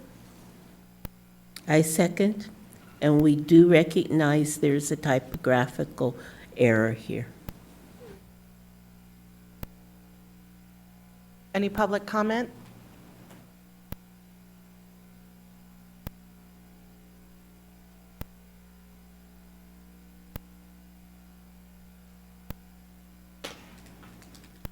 Yeah, well, just a couple of questions.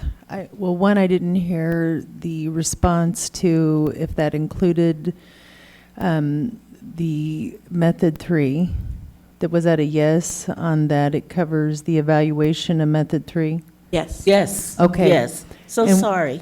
Okay, I thought it was like a shook of a head, but I couldn't Probably hear was it. me. Okay. Yeah. And then were there other evaluation items that it covers of the program? That evaluation committee? We did not list all of them, but as they come forth, you can be assured any place where it is related to evaluations. Evaluation of outcomes of a program? No, is of what- licensees. Just Applicants for licenses. licenses. Licensing. Okay, The education committee Handles the evaluates other. programs and schools. okay. This is evaluating readiness or for licensure. So applicants, how you apply, Right. the test, evaluating candidates is what I should say. Thank you. Thank you for the question. Any further public comment? Seeing none. Any further discussion by the board? So we have a motion to accept the role of the committee as written with the change of from practice to evaluations on the front page. And we'll do a roll call vote. Donna? Yes. John? Yes. John? Yes. Bernice? Yes. Myself is a yes. Samantha? Yes. Andrew? Yes. Ken? Yes. Todd? Yes? And Cheryl? Yes. So it's, motion carries. And we've adopted accept the role of the committee for evaluations. Thank you. So now we'll move on to agenda item 17, the Education Committee report for recommendations and possible actions regarding the subcommittee meetings and on committee's recommendation to board regarding program placement on provisional and/or consideration of requests to admit students from Vice President Bernice Bass de Martinez and Board Member John Durking and John Vertito. Madam President, our members are John Vertito. John Vertito and Ken. Thank you. Sorry about that. No problem. And thank you, Madam President. Just to refresh everyone's memory, when the Education Committee meets, it is a public posted meeting because of the business that is handled during the Education Committee. And we do work directly with some of the issues affecting schools. In our time, we have some recommendations to this board regarding the status of some of our institutions, and I will move directly to those recommendations. We do have staff present if there are further questions, and I believe we might have representatives of the schools in question. Yes. First, the Advanced Medical School of Nursing, Pittsburgh, the Vocational Nursing Program.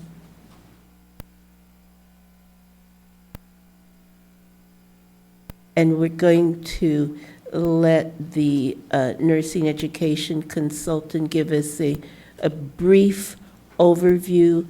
And I will, if you've read the notes in our briefing papers, you will see what our recommendation is. But if you give us just a very brief.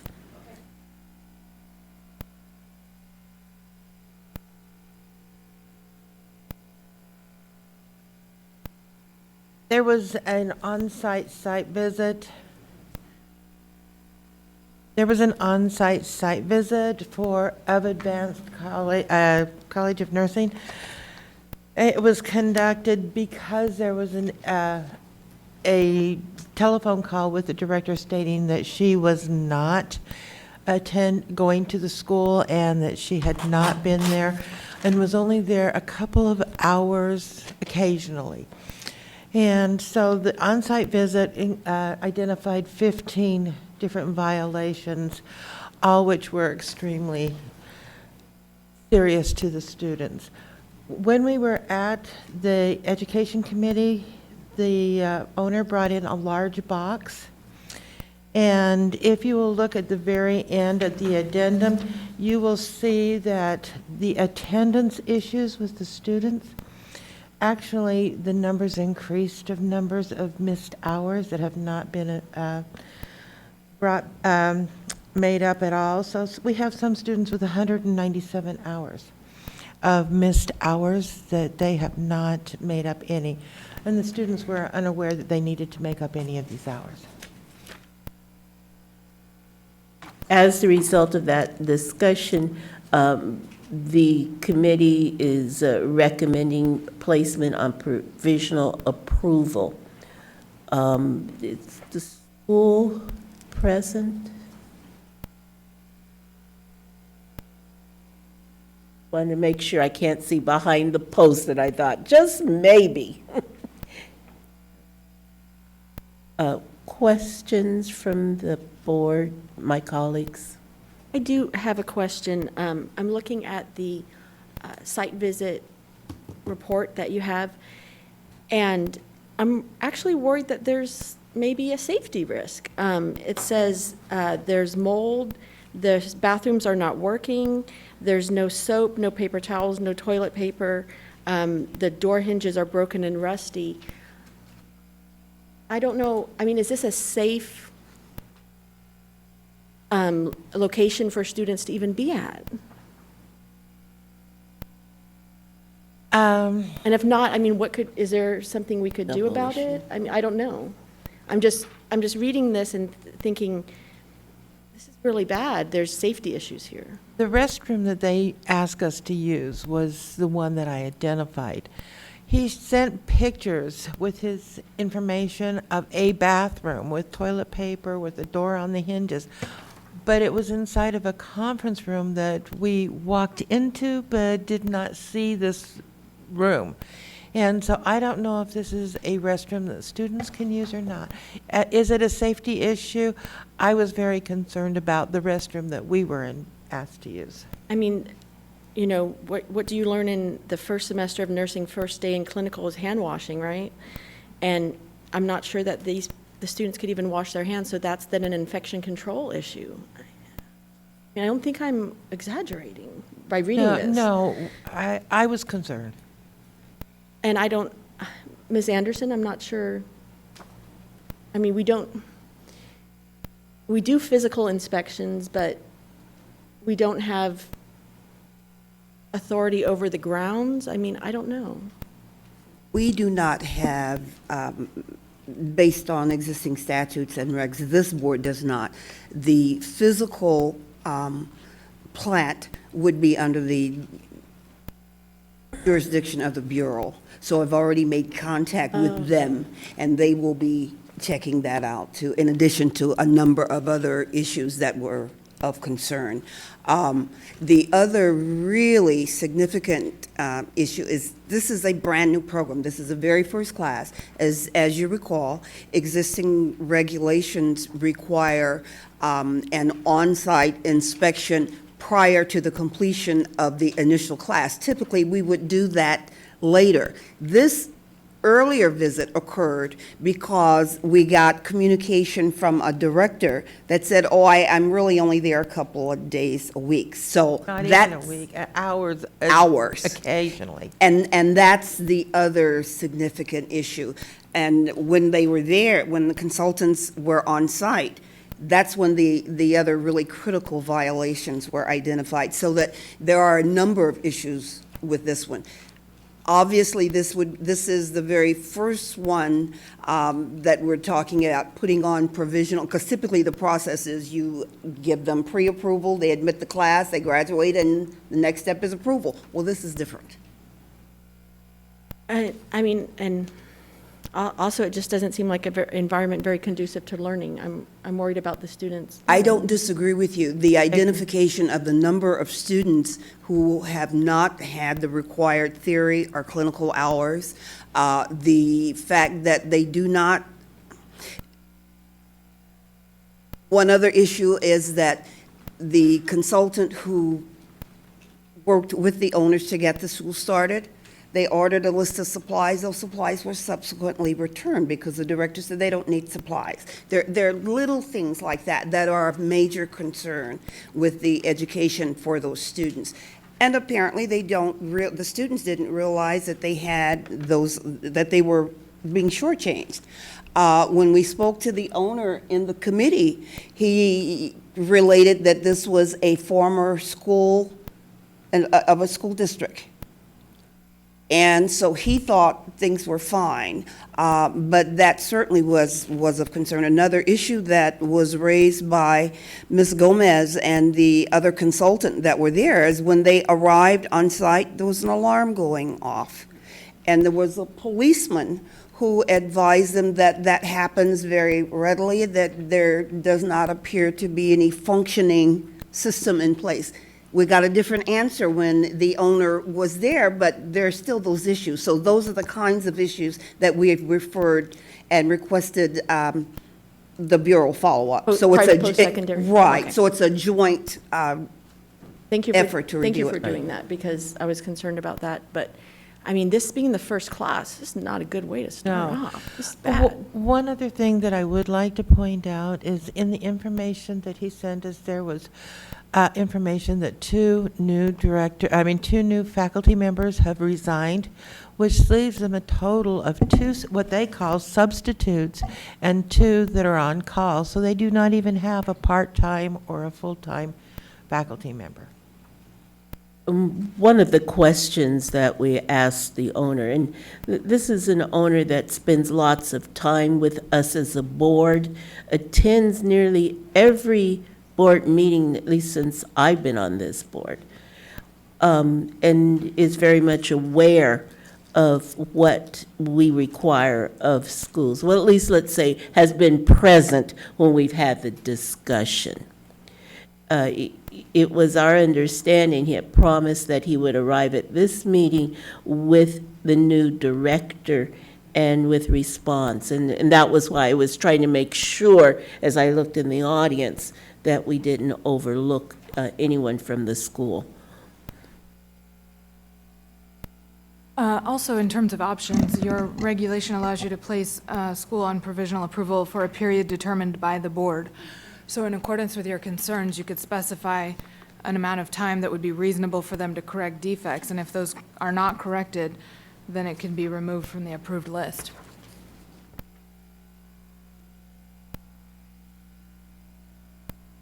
So again, the recommendation of the Education Committee to the board is the first step, provisional approval. And I move on behalf of the committee that we place Advanced Medical School of Nursing, Pittsburgh, Vocational Nursing Program on provisional approval with expectation that corrections will be made before the next board meeting. I just wanted to, I was at the meeting, and one of the things I did ask is that before they come off, within the next year, we do another site visit for physical examination to see if they actually have made the corrections that we stated. We spent quite a bit of time on the school because of the problems, and one of the key things that Cheryl pointed out is that it's not being administered either by the owner or by the director of nurses or the director of that we approved. So basically, it was a ship without a rudder, and no course was set. And I am disappointed that he said he would be here. They are not. And remember, this school hasn't even been fully approved yet. We're already putting them on probation. And it is very disheartening that after years of him or this owner being here, saying he wants to get a school started, and then before the first class is even over, having these types of issues coming up is very disappointing. But if an owner is not paying attention to a school, if there is no director taking care of a school, this is what we get. And I wanted to add my voice to my chair on the committee, saying not only probation, and they haven't even come off approval, but we need to send a team of NECs out again before probation comes off to, in fact, see if these corrections have been done. I would totally agree with you and Ms. Anderson, Ms. Gomez, that there needs to be another site visit. And thank you also, Ms. Gomez, for the pictures. The pictures are very powerful, and they, like a cliche, speak 1,000 words. So I think it's nice to have. Thank you. We may also want to place them on the August agenda so that we do get a report in 3 months and have them here. So we had a motion. Do we have a second? I'll second. I would like to ask that we, in the recommendations that I don't believe it's in there, I'm looking for it now, but ask a second visit be conducted before August. I'd like to put that in there. I don't think it's in here. I'm looking at it now. But an unannounced visit, August. And Is that an amendment to the motion? that's what I'm asking for, And it's my colleague. absolutely accepted. And- I did say August, and you're just clarifying. Thank you so much. No, my pleasure. Thank you. Any public comment? Seeing none, any further discussion by the board members? May I just say one thing? With my addendum that I wrote, I did add 3 additional recommendations to the board that I thought might be helpful. And they were with timelines for the program to get information to us so that we can make sure that by the August meeting, we have this information. I don't know if you want to include those. Excuse me, before you take our vote, given the addendum, this helps us operationalize what we're about to vote upon. And it will not only give us the information we need, but it provides the input from staff on how they're going to be able to even manage this. Ms. Gomez, am I reading the addendum correctly, that your additional recommendations are require the program to submit a plan to correct all violations no later than June 2nd, provide a plan for all students to make up theory and clinical prior to completion of program June 2nd, hire a board-approved director no later than May 30th? Yes. Yes.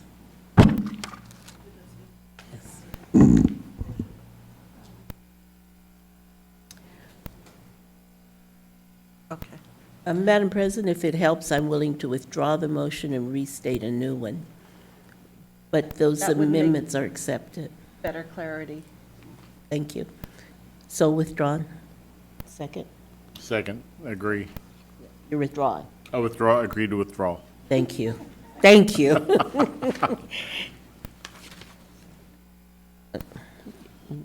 We're starting with the fresh one, is correct. You're starting Thinking with how the to first make one? it short, but to be inclusive, Okay. to get all of that. I move that we place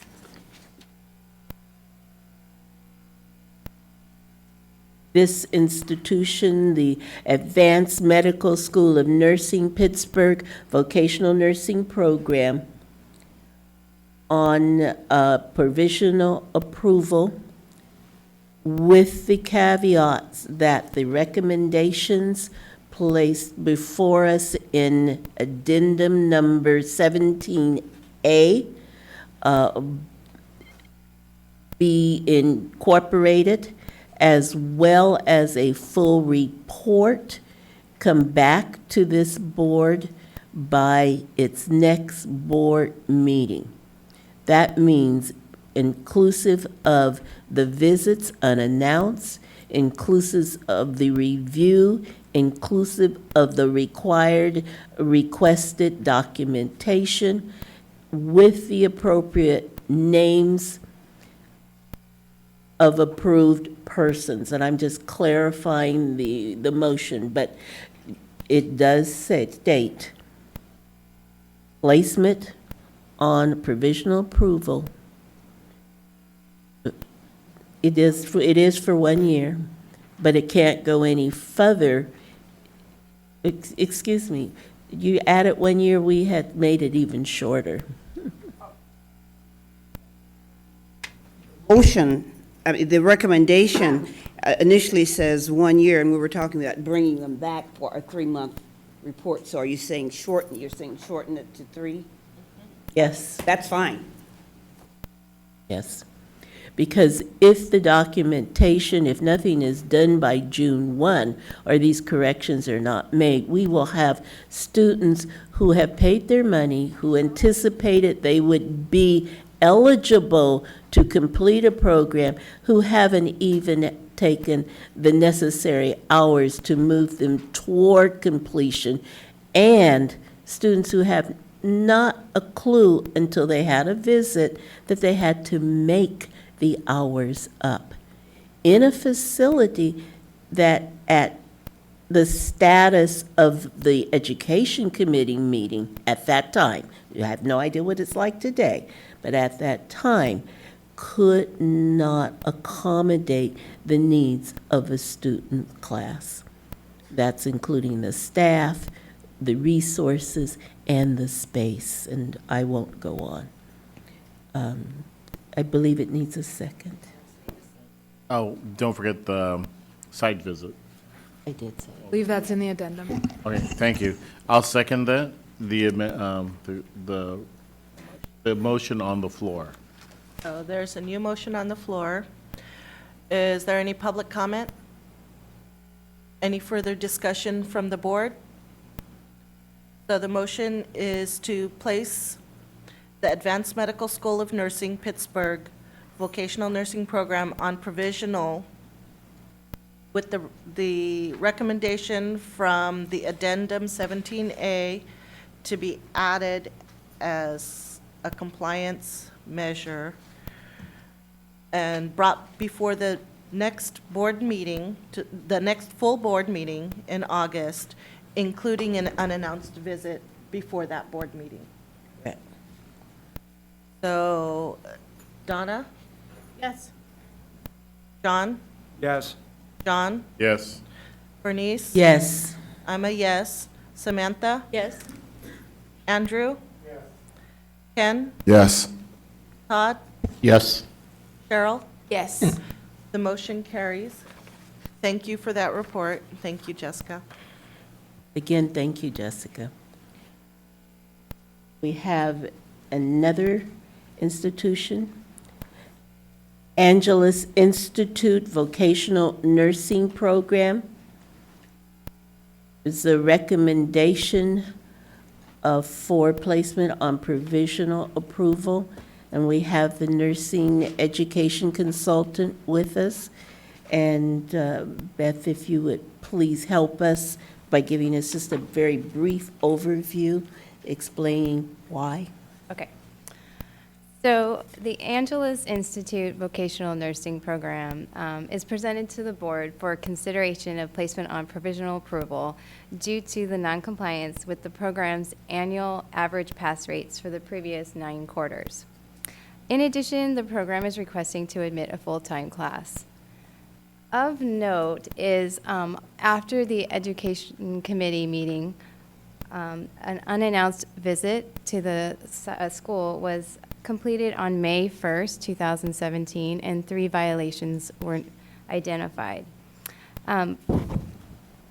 However, the program director has been very compliant with submitting documentation since the unannounced school visit.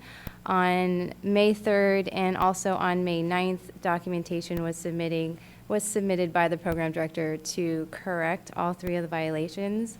At this time, 2 of the 3 are corrected, and that is due to the director not having the plan of action at this time because she's been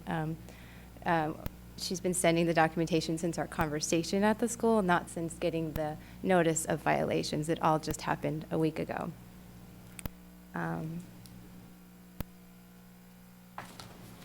And based on the information you have received, can you advise us about its Sure. quality, its response to? Mhm. Sure, I have the 3 violations. The first one was section 2530D. Each teaching assistant shall work under direction of improved instructor.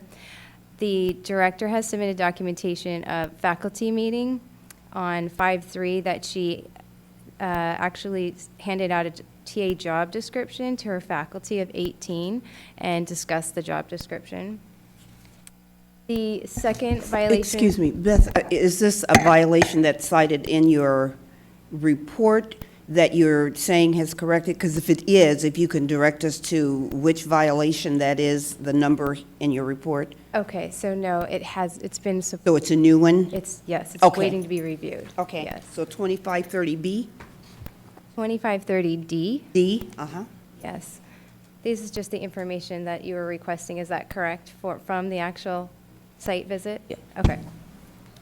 The second one was section 2530E, and each instructor shall have a daily lesson plan which correlates the theory and practice offered to the student. The term 2 instructor during the interview stated that he had not had any lesson plans, have ever seen them or used them in his classroom.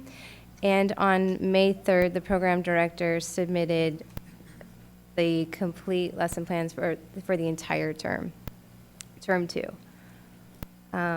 Section 2533A, vocational nursing program shall include theory and correlated clinical experience. This was due to the review of the student files during the inspection. There was evidence of missed hours from students, but no documentation of makeup hours or correlated objectives missed. So when the interview with the classroom, the students mentioned that the ones who had actually missed hours already mentioned that they have not made up their hours, and they were told they were going to make them up at the end of the program.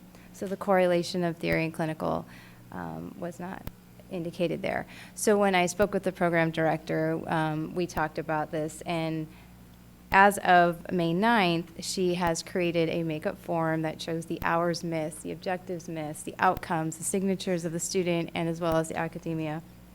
And she also has submitted one completed makeup form to show that she actually is using the form. And when we were discussing it at the school, the students were unaware of how they were going to make it up. So when I was talking to the program director, she was coming up with ideas of how she's going to have routine makeup to cover the objectives that were actually missed, not just the hours, but the objectives. Ms. DeYoung? Yes. So that third violation, is that then corrected? At this time it has, because I just received the completed. I like to see it implemented. It's great when they create, the form, but now that I see it's being implemented, it would be considered corrected. So all 3 then would be The only one that has not been corrected was the TA, and that was the faculty meeting minutes does show that the staff has reviewed, but I would like to see something, which, like I said, is in the plan of action. Of course. I'd like to see something in writing from the TA as well as the term 1 instructors that that they are aware and they're going to follow the TA job description. So at this point, what violations are outstanding? In addition to 2530L, what's outstanding?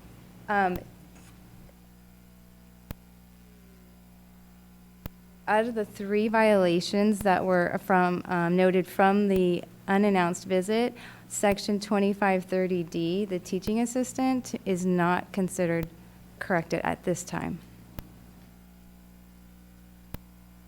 So we can, Yes? Yes, I have received all the lesson plans for the entire term, correct. 33A is... Corrected. Is corrected, or you've got a plan, but it's not implemented, which means technically We it's have a not plan, corrected. and it's been implemented, because she has sent me. It has been implemented. Yes. So out of the 3, only 1 have not been corrected from the visit. so just to clarify, based on the information you have received, given your professional opinion and judgment, is this school still merit provisional approval? Into the mic. Yes. Thank you. Thank you.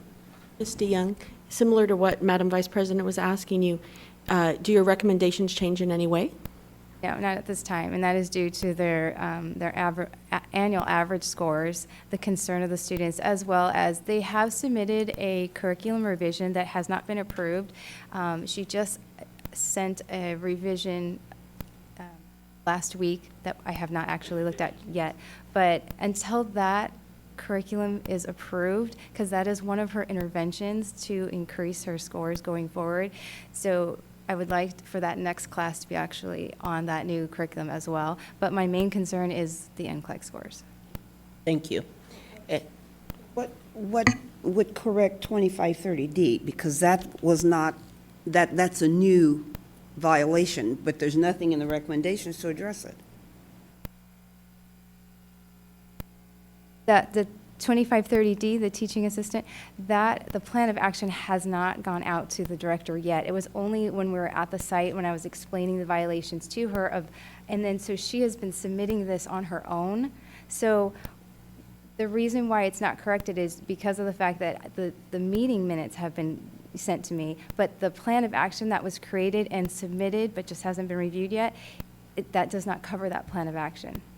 We're actually asking for documentation with signatures that show that the teaching assistant is aware of the job description, as well as the Term 1 instructors. But that's not So here. that becomes a new violation? It's not listed in the report. That's what the question is. Right.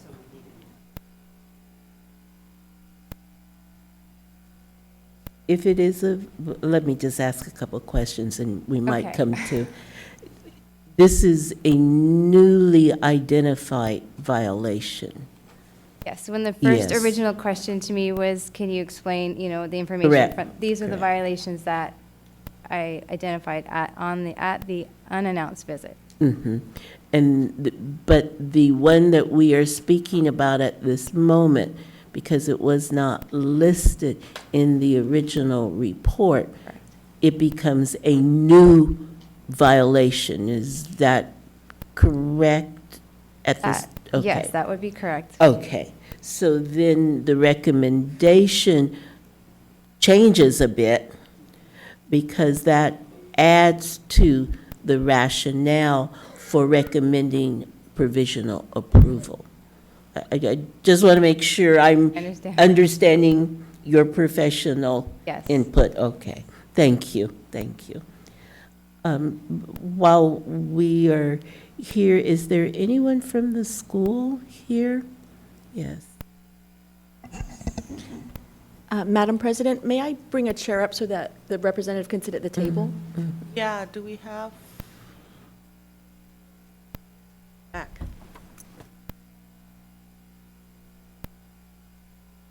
You don't need to bring a chair up. We're fine.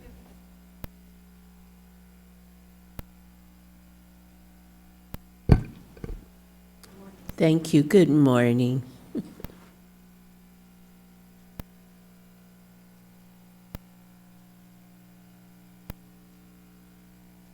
Morning. No, you can hear me now. Is there a little green light on at the bottom of your base? We can hear you. Thank you. You wish to have comments for us and things you want us to know? Yes, I'd like to make a statement. And would you please make sure everyone knows who you are, how you represent your school? My name is Brandy Coward, Director of Nursing for Angeles Institute. Thank you. I'd like to say I understand the goals of the BVMPT for ensuring students receive adequate education at their schools, and I feel we provide that. Angeles Institute strives to demonstrate transparency in all we do for students and prospective students alike.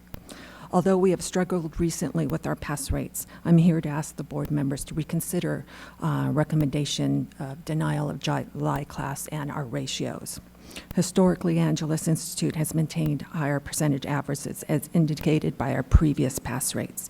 As our pass rates decreased, we identified areas that could be sources of this recent decline. Obstacles that we've had. Students foregoing our review sessions. Since our review session is not postgraduate. It's not mandatory. And despite adding additional postgraduate work of ATIs, students still choose not to attend. Only 50 to 60% of the students attend this. And this is when they do attend, they're successful, as demonstrated by their licensure, employment, and referrals. We have a 25 to 30% referral rate because they're happy with the education they receive. Students feel discouraged by delays and then fail to prioritize their studies and don't see the benefit of post-graduation class. And even though students were given advance notice of this class, they still made other personal commitments. Sometimes students lose interest or need to work, and it's hard to believe in all that time frame they'll walk away from their studies, but they do. However, they always have a change of heart, and it's years later. Many of our students come from lower socioeconomic status, and many struggle to balance job and sometimes family in addition to their coursework. If these students have any delay, 100% will go back to work full-time. They get overwhelmed and overextended, and then their studies for the NCLEX suffer. They're unable to complete their registration, and then this decreases their likelihood for success. Delay in eligibility letters. For the last 2 to 3 years, that has occurred. And we strive to have competent nurses to provide quality care, but if they're having such a delay, it creates a domino effect. Their delay in their letter creates a delay in them. At that point, they go back to work. Then they have their letter and they have 6 months to complete that process, and they wait the whole 6 months, and then they wait another 6 months because that's a year and a half later. And say they don't want to do it then, they can let that expire, ask for new eligibility letters so their application won't expire. That has been an ongoing issue. And I must say, they get discouraged and get angry at the school and get angry at the board. And because there's no cap on when a student can take the exam, there's a never-ending universe of students who have waited for years to take the exam. Moving forward, we did do a full review of our program, including curriculum, media instructors, and clinical sites. And these changes and improvements did increase our pass rate from 2015 to 2016. We're also implementing new measures to make sure that all materials continue to be updated and have a quarterly review process. We have ensured students have online resources and have updated equipment at all times. We implemented an employee tuition reimbursement program to make sure that our faculty and staff improve and further their education to better serve our students. We have all campus meetings in addition to faculty meetings to discuss our plans, procedures for further improvement. Ensuring Student Affairs also did a student assistance program to make sure that any students that need assistance with childcare, transportation, tutoring, that those areas are addressed. Finally, in addition, we've asked for, which Ms. DeYoung has alluded to, addition of Term 4, which would include the ATI system for all our students, which we wanted to initiate for the July class. For our current graduates, we did have a review for them offered post-grad, as I mentioned previously. And one of the other items is a grant system for those students who are graduates and want to participate in ATI. We have a grant system for them to be able to participate. We are currently budgeted for these improvements, and with our current class starts and our current ratios of students. We've never had any problems with our clinical sites or our clinical instructors. Please do not hinder our continued, last word was improvement. Thank you. Any questions from board members? I have a couple questions. The improvements that you've talked about, they sound good. When I'm going back over the past 8 quarters, I see 58%, 74%, there was one good one, 50, 59, 38, 54, 65, 44. Did you just start making these changes now? Or have you been making changes since January of 15 when you had a 44%? Yes. We have been making those changes, and you have to start with the curriculum, which is where our first change and started to work with. And as we kind of progress through the system, curriculum, instructional plan, like taking a look at our terminal objectives, we found that those areas, even though we can't, as we talked about yesterday, your curriculum is not a static thing. It does you have to improve and continue to improve on it. We felt that our area that needed improvement at this point, after looking at all those items, was the postgraduate and the review system for our graduates. They go to work. They work full-time. They leave the country. They come back. Then they work full-time. There are a lot of issues that go on with that.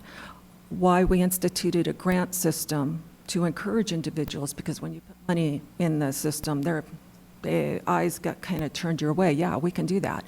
So we instituted a grant for them to come back and complete the items that they need to do, as well as a system that's accountable, which ATI is, which our previous system, the NCSBN's Learning EXT, is not as accountable. Thank you. Yes, sir. Todd? I have a couple questions. You referred to a delay in the letter of eligibility. Yes. Can you speak to the time frame that you're seeing and what you're using to define delay? The delay is 4 to 6 months. And with the eligibility letter, they have 6 months from that time to register. And then with Pearson VUE, they have another 6 months from that time. So it could be a year and a half before they're taking it. And if they let it expire, they have 2 years, if I remember correctly, and they can ask for a new eligibility letter, which then is 4 to 6 months, and then 6 months and beyond. Okay, so the 4 to 6 months is the time starts at graduation, and they get their letter after going through all of our 4 to 6 application. months is when receipt of the application unit, licensing unit, That's where when you, they get their receipt from that point. okay, all right. And then I understood that after graduation, there's the grant system. How does that entice them back? Is it, they've graduated though, right? Yes, sir, but many do have payments that they have to make. So this grant now no longer payments that they have to make. So it's a grant system to their tuition. Okay, so the grant is to pay their tuition Correct. fees. If they already have paid, then they get a refund of that amount. All right, and the amount would vary by student. No, it's the same amount for each student. And what's the time frame? It stops when they take their test? Once they take their test, that's when it stops. Yes, they no longer get a grant. Okay, thank you. John? Sure. Thank you, Ms. Coward. We invite you to come to the Education Committee meeting, and you were not there, correct? That's true. So. Can I explain why I wasn't there? Yeah, I was just going to point out that you did submit a letter. Yes, sir. And that you were invited, and you're taking advantage now to ask the questions that we could have answered had you been there, but you couldn't be there because? My husband was having a procedure, and last time he had a procedure, he went to ICU and nearly died, so I don't miss any of his procedures. I understand completely. I just wanted to make sure everybody, make it clear you had an opportunity and you had a higher priority. Yes. Which is fully understandable. But I wanted to make sure, I wasn't clear, what was your objection to the recommendation that was it the ongoing authorization for classes that you wanted to maintain, or what? I understand why ongoing may not be a board priority. I was in, the documentation showed that I was being denied my July class, and I need to come in each and every term, each and every meeting. So I'm asking, please, if I could have my July class, and secondarily, not to change my ratios from 1 to 15 to 1 to 10. both of them will affect, and we were talking about, well, you were talking about budget earlier, but it really, we've been budgeted for this year. This is our final piece of our puzzle for corrections, so I feel this is the way to go. Okay, so right now, your students are going to clinical at a ratio of 1 to 15? Yes. And I was the committee member that recommended 1 to 10. Having taught clinical at a 1 to 15 ratio, it's like herding cats. You know, you're sending students all over a facility, and the time an instructor spends with 15 students versus 10 students is significant for both supervision and the ability to conduct small group instruction while at clinical. Students get better one-to-one ratio time with the instructor. Is the reason why you want to maintain 1 to 15 strictly budgetary? Well, this might be a good opportunity for mention the TA issue. Normally, my TAs are solely in clinical, and that's where the extra hands come in to assist the instructor if they're at that ratio. Very rarely do we have a 1 to 15 ratio. Usually, they're about 1 to 12, including the instructor and the TA. So your ratio then is 1 instructor, 1 TA to 15 students? Yes. Beth, were you aware of this ratio? No, I wasn't, not in the clinical site. Would that make a difference in your recommendation? She also, just of note, she also submitted 5 additional full-time faculty applicants that had previously been approved but was not submitted on the initial Excel spreadsheet when she first submitted. There was 5 additional full-time faculty that she had available.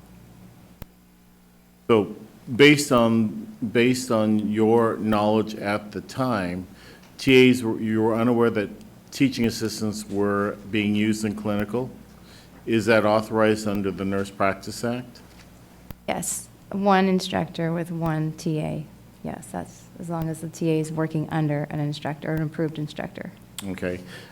Second thing, with 5 additional faculty members, ma'am, are they slotted for clinical, or are they slotted for theory, or are they going to be credentialed for both clinical and theory? They're going to be for both.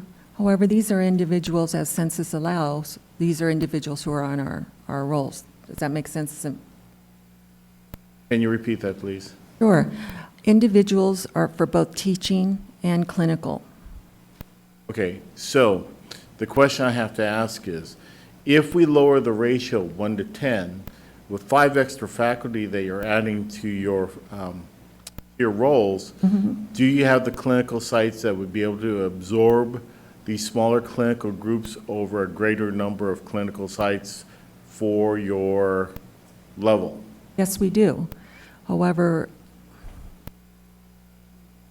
budgetarily, I have to mention that to always have that role of 1 to 10 over having the flexibility of 1 to 15 would be difficult. I understand that. The concern of the board is not necessarily budgetary, but results. And while that is something that we can consider, it is not the primary concern of the board, as at least from my point of view, because your pass rates, you have to look at protecting the consumer. Consumer includes your students, because you've made a contract with your students to provide them an education necessary that they are successful in passing the NCLEX, and we have 8 semesters where you have not been quite successful in meeting that goal. And so one of the recommendations was to reduce the number of students per instructor.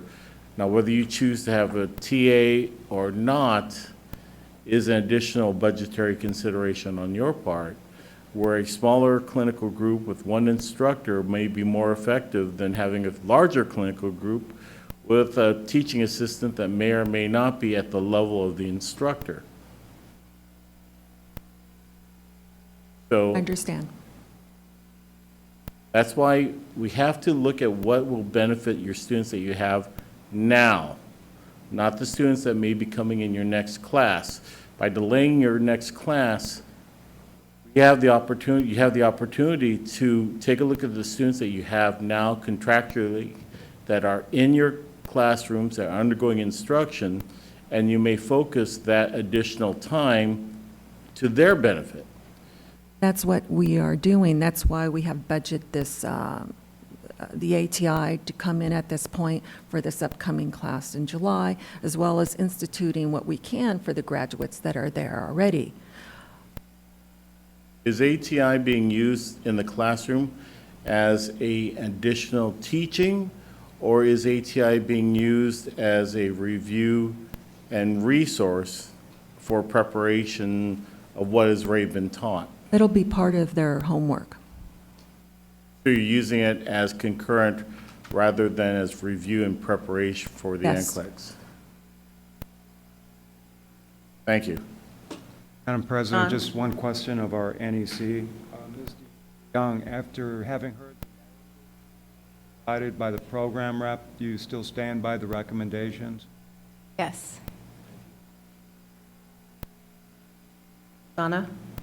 I move that we accept the recommendations. Second? Okay. Just clarification, the Education Committee also recommended the adoption of two recommendations. So, Yes, that was my intent, to both of them. So I'm assuming that the Education Committee recommendation includes the NEC's Education Committee and the additional two. I would accept that. So it's to accept the NEC's recommendation plus the Education Committee's. Additional. Any, John, you seconded it? Do you? Yes, I do. Any public comment? Any further discussion by the board? One question.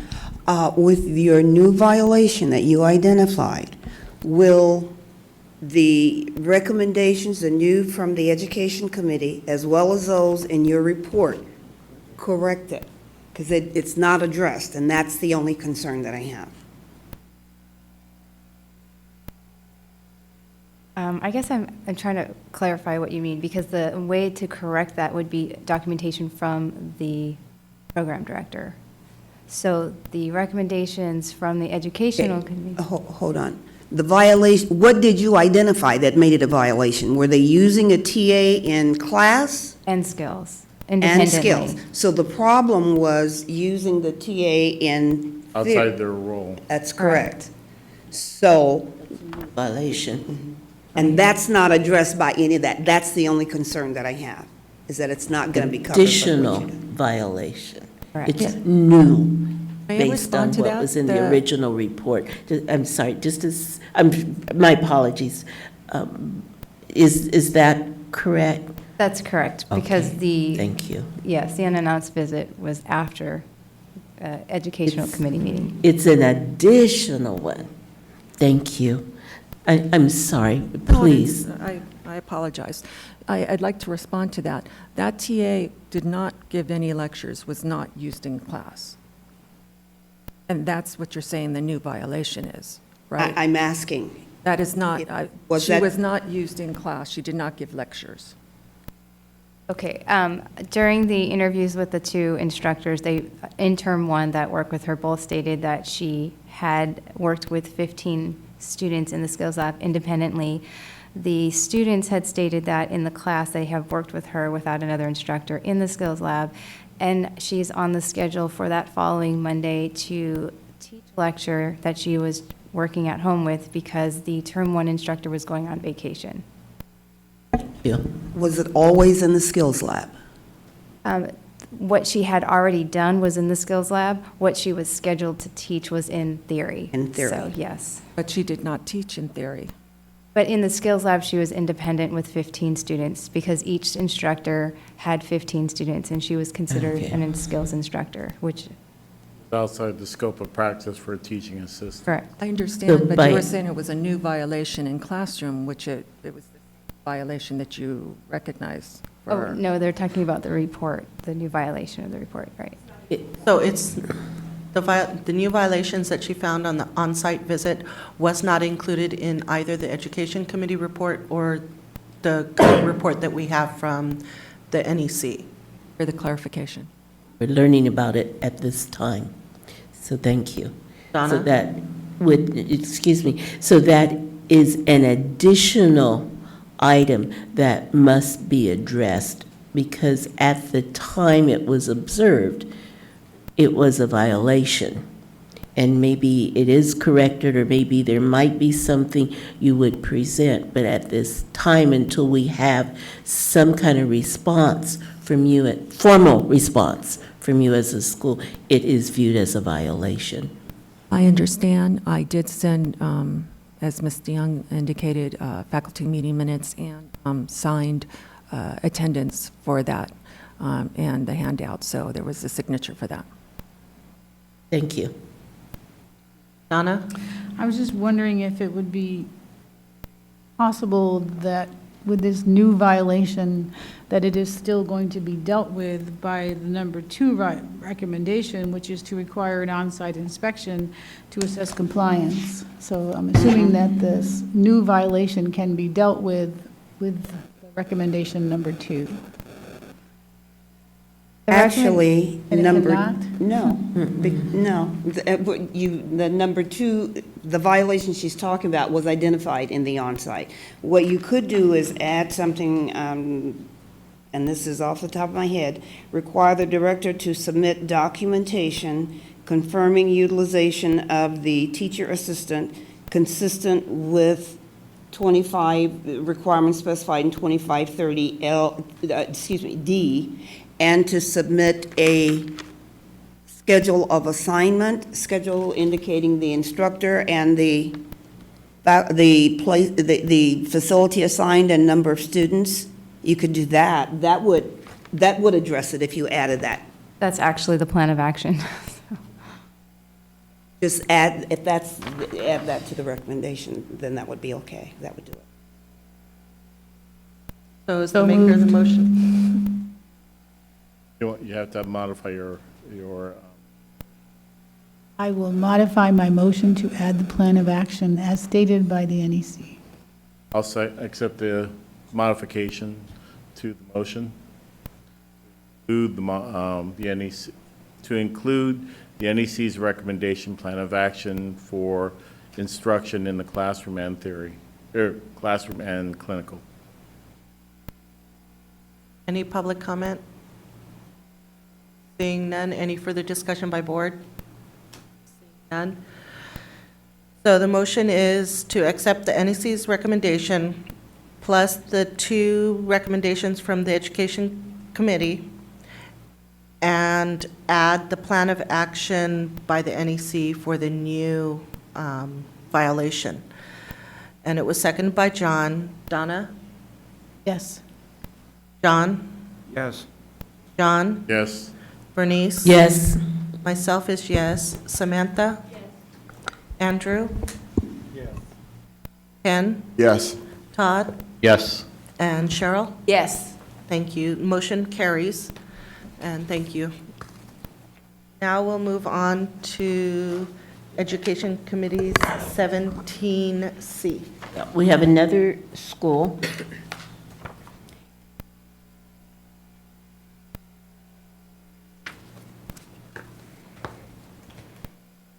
Technology Training Institute Vocational Nursing Program.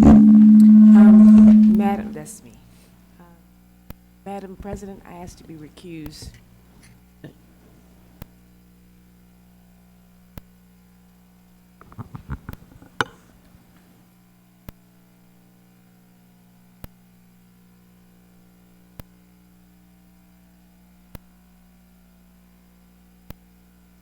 The committee is recommending adoption of the report prepared by the NEC. And we have her with us. If you would give us a brief overview so that everyone on the board understands your recommendation. And thank you. Morning. Good morning. Technology Training Institute Vocational Nursing Program is being presented for consideration of placement on provisional approval. They were in a pre-approval status. They, on January 13th, 2015, were given permission by the board to start or commence a new class. They did not start a class at that time due to lack of Bureau of Private Post-Secondary Education approval. When I became their NEC in January of 2017, I requested documentation again to verify resources of faculty, clinical facilities, and support services and physical space to approve their first class. On February 21st, 2017, an unannounced visit was done. The director of nursing was not on the premises. Apparently, her husband had passed away. There was no students there, but the owner of the school was there, and she had informed me that they had been having a class commence as of May 2016. They go back and forth calling it a prerequisite or a boot camp course, but when I got information from students that were currently going to that boot camp, and they submitted the documents which you have already seen, they actually have assigned an agreement saying that they're in vocational nursing school. There was an end date to that vocational nursing school. The content which they were learning in that boot camp was vocational nursing school content. Currently, after the education meeting, I had a long conversation via telephone. Ms. DeYoung and myself were on the phone with the director, and we gave her a complete list of all the items that she would need to correct all the violations. She did appear before the Education Committee and was somewhat not sure of what she would need to do to correct the violations. At this point, I stand with my recommendations for the school to be put on provisional approval. Thank you.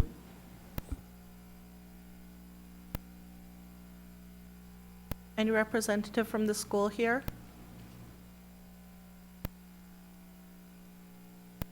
None. Any discussion by board members? Seeing none. So the recommendation from the Education Committee is to accept the NEC's recommendations. And because it came from the Education Committee, it has a motion and a second already. So public comment? Seeing none, we'll take a roll call vote. Donna? Yes. John? Yes. John? Yes. Bernice? Yes. Myself is yes. Samantha? Yes. Andrew? Yes. Ken? Yes. Todd? Yes. It's unanimous, so the motion carries. Thank you. One last item from the Education Committee, and there's documentation, I believe, that was in your packet. Periodically, and it's not necessarily every year, but periodically, there is a request for discussion and action regarding curriculum content for vocational nursing and psychiatric technician programs. And as a means of gathering that data and ensuring input from all potential constituency groups, we have scheduled in Northern California opportunities for directors, owners, students, if interested, and the general public to give comment and be present. And the actual date, and I will say, is June 23rd. I understand information has been sent out using other modes to all owners and all school directors. The timing is from 10 to 5, and the specifics on the location are available through the board. An additional time would be in Southern California, in the Los Angeles area, for Friday, July 21st from 1 to 5. And again, if you're interested in participating, so we make sure we have the sufficient space. We don't want a little room and a big group, nor do we want a big group and only 2 or 3 people. I can't imagine there'd only be 2 or 3, because everyone is very interested in what makes for good programming and good practice. And again, let me contextualize this. We are gathering information so recommendations can be made about what should a vocational nurse or a psychiatric technician need to know and be able to do in the future of the scope of practice. Technology has changed. Who knows what other equipment? The population is aging. What needs, if any, should be changed to the required curriculum for their preparation, so they are ready for the future? Thank you, Madam President. That's the end of our report. Thank you for that report. At this time, I want to take the privilege to call for lunch. And we'll take a lunch break until 1. So, thank you.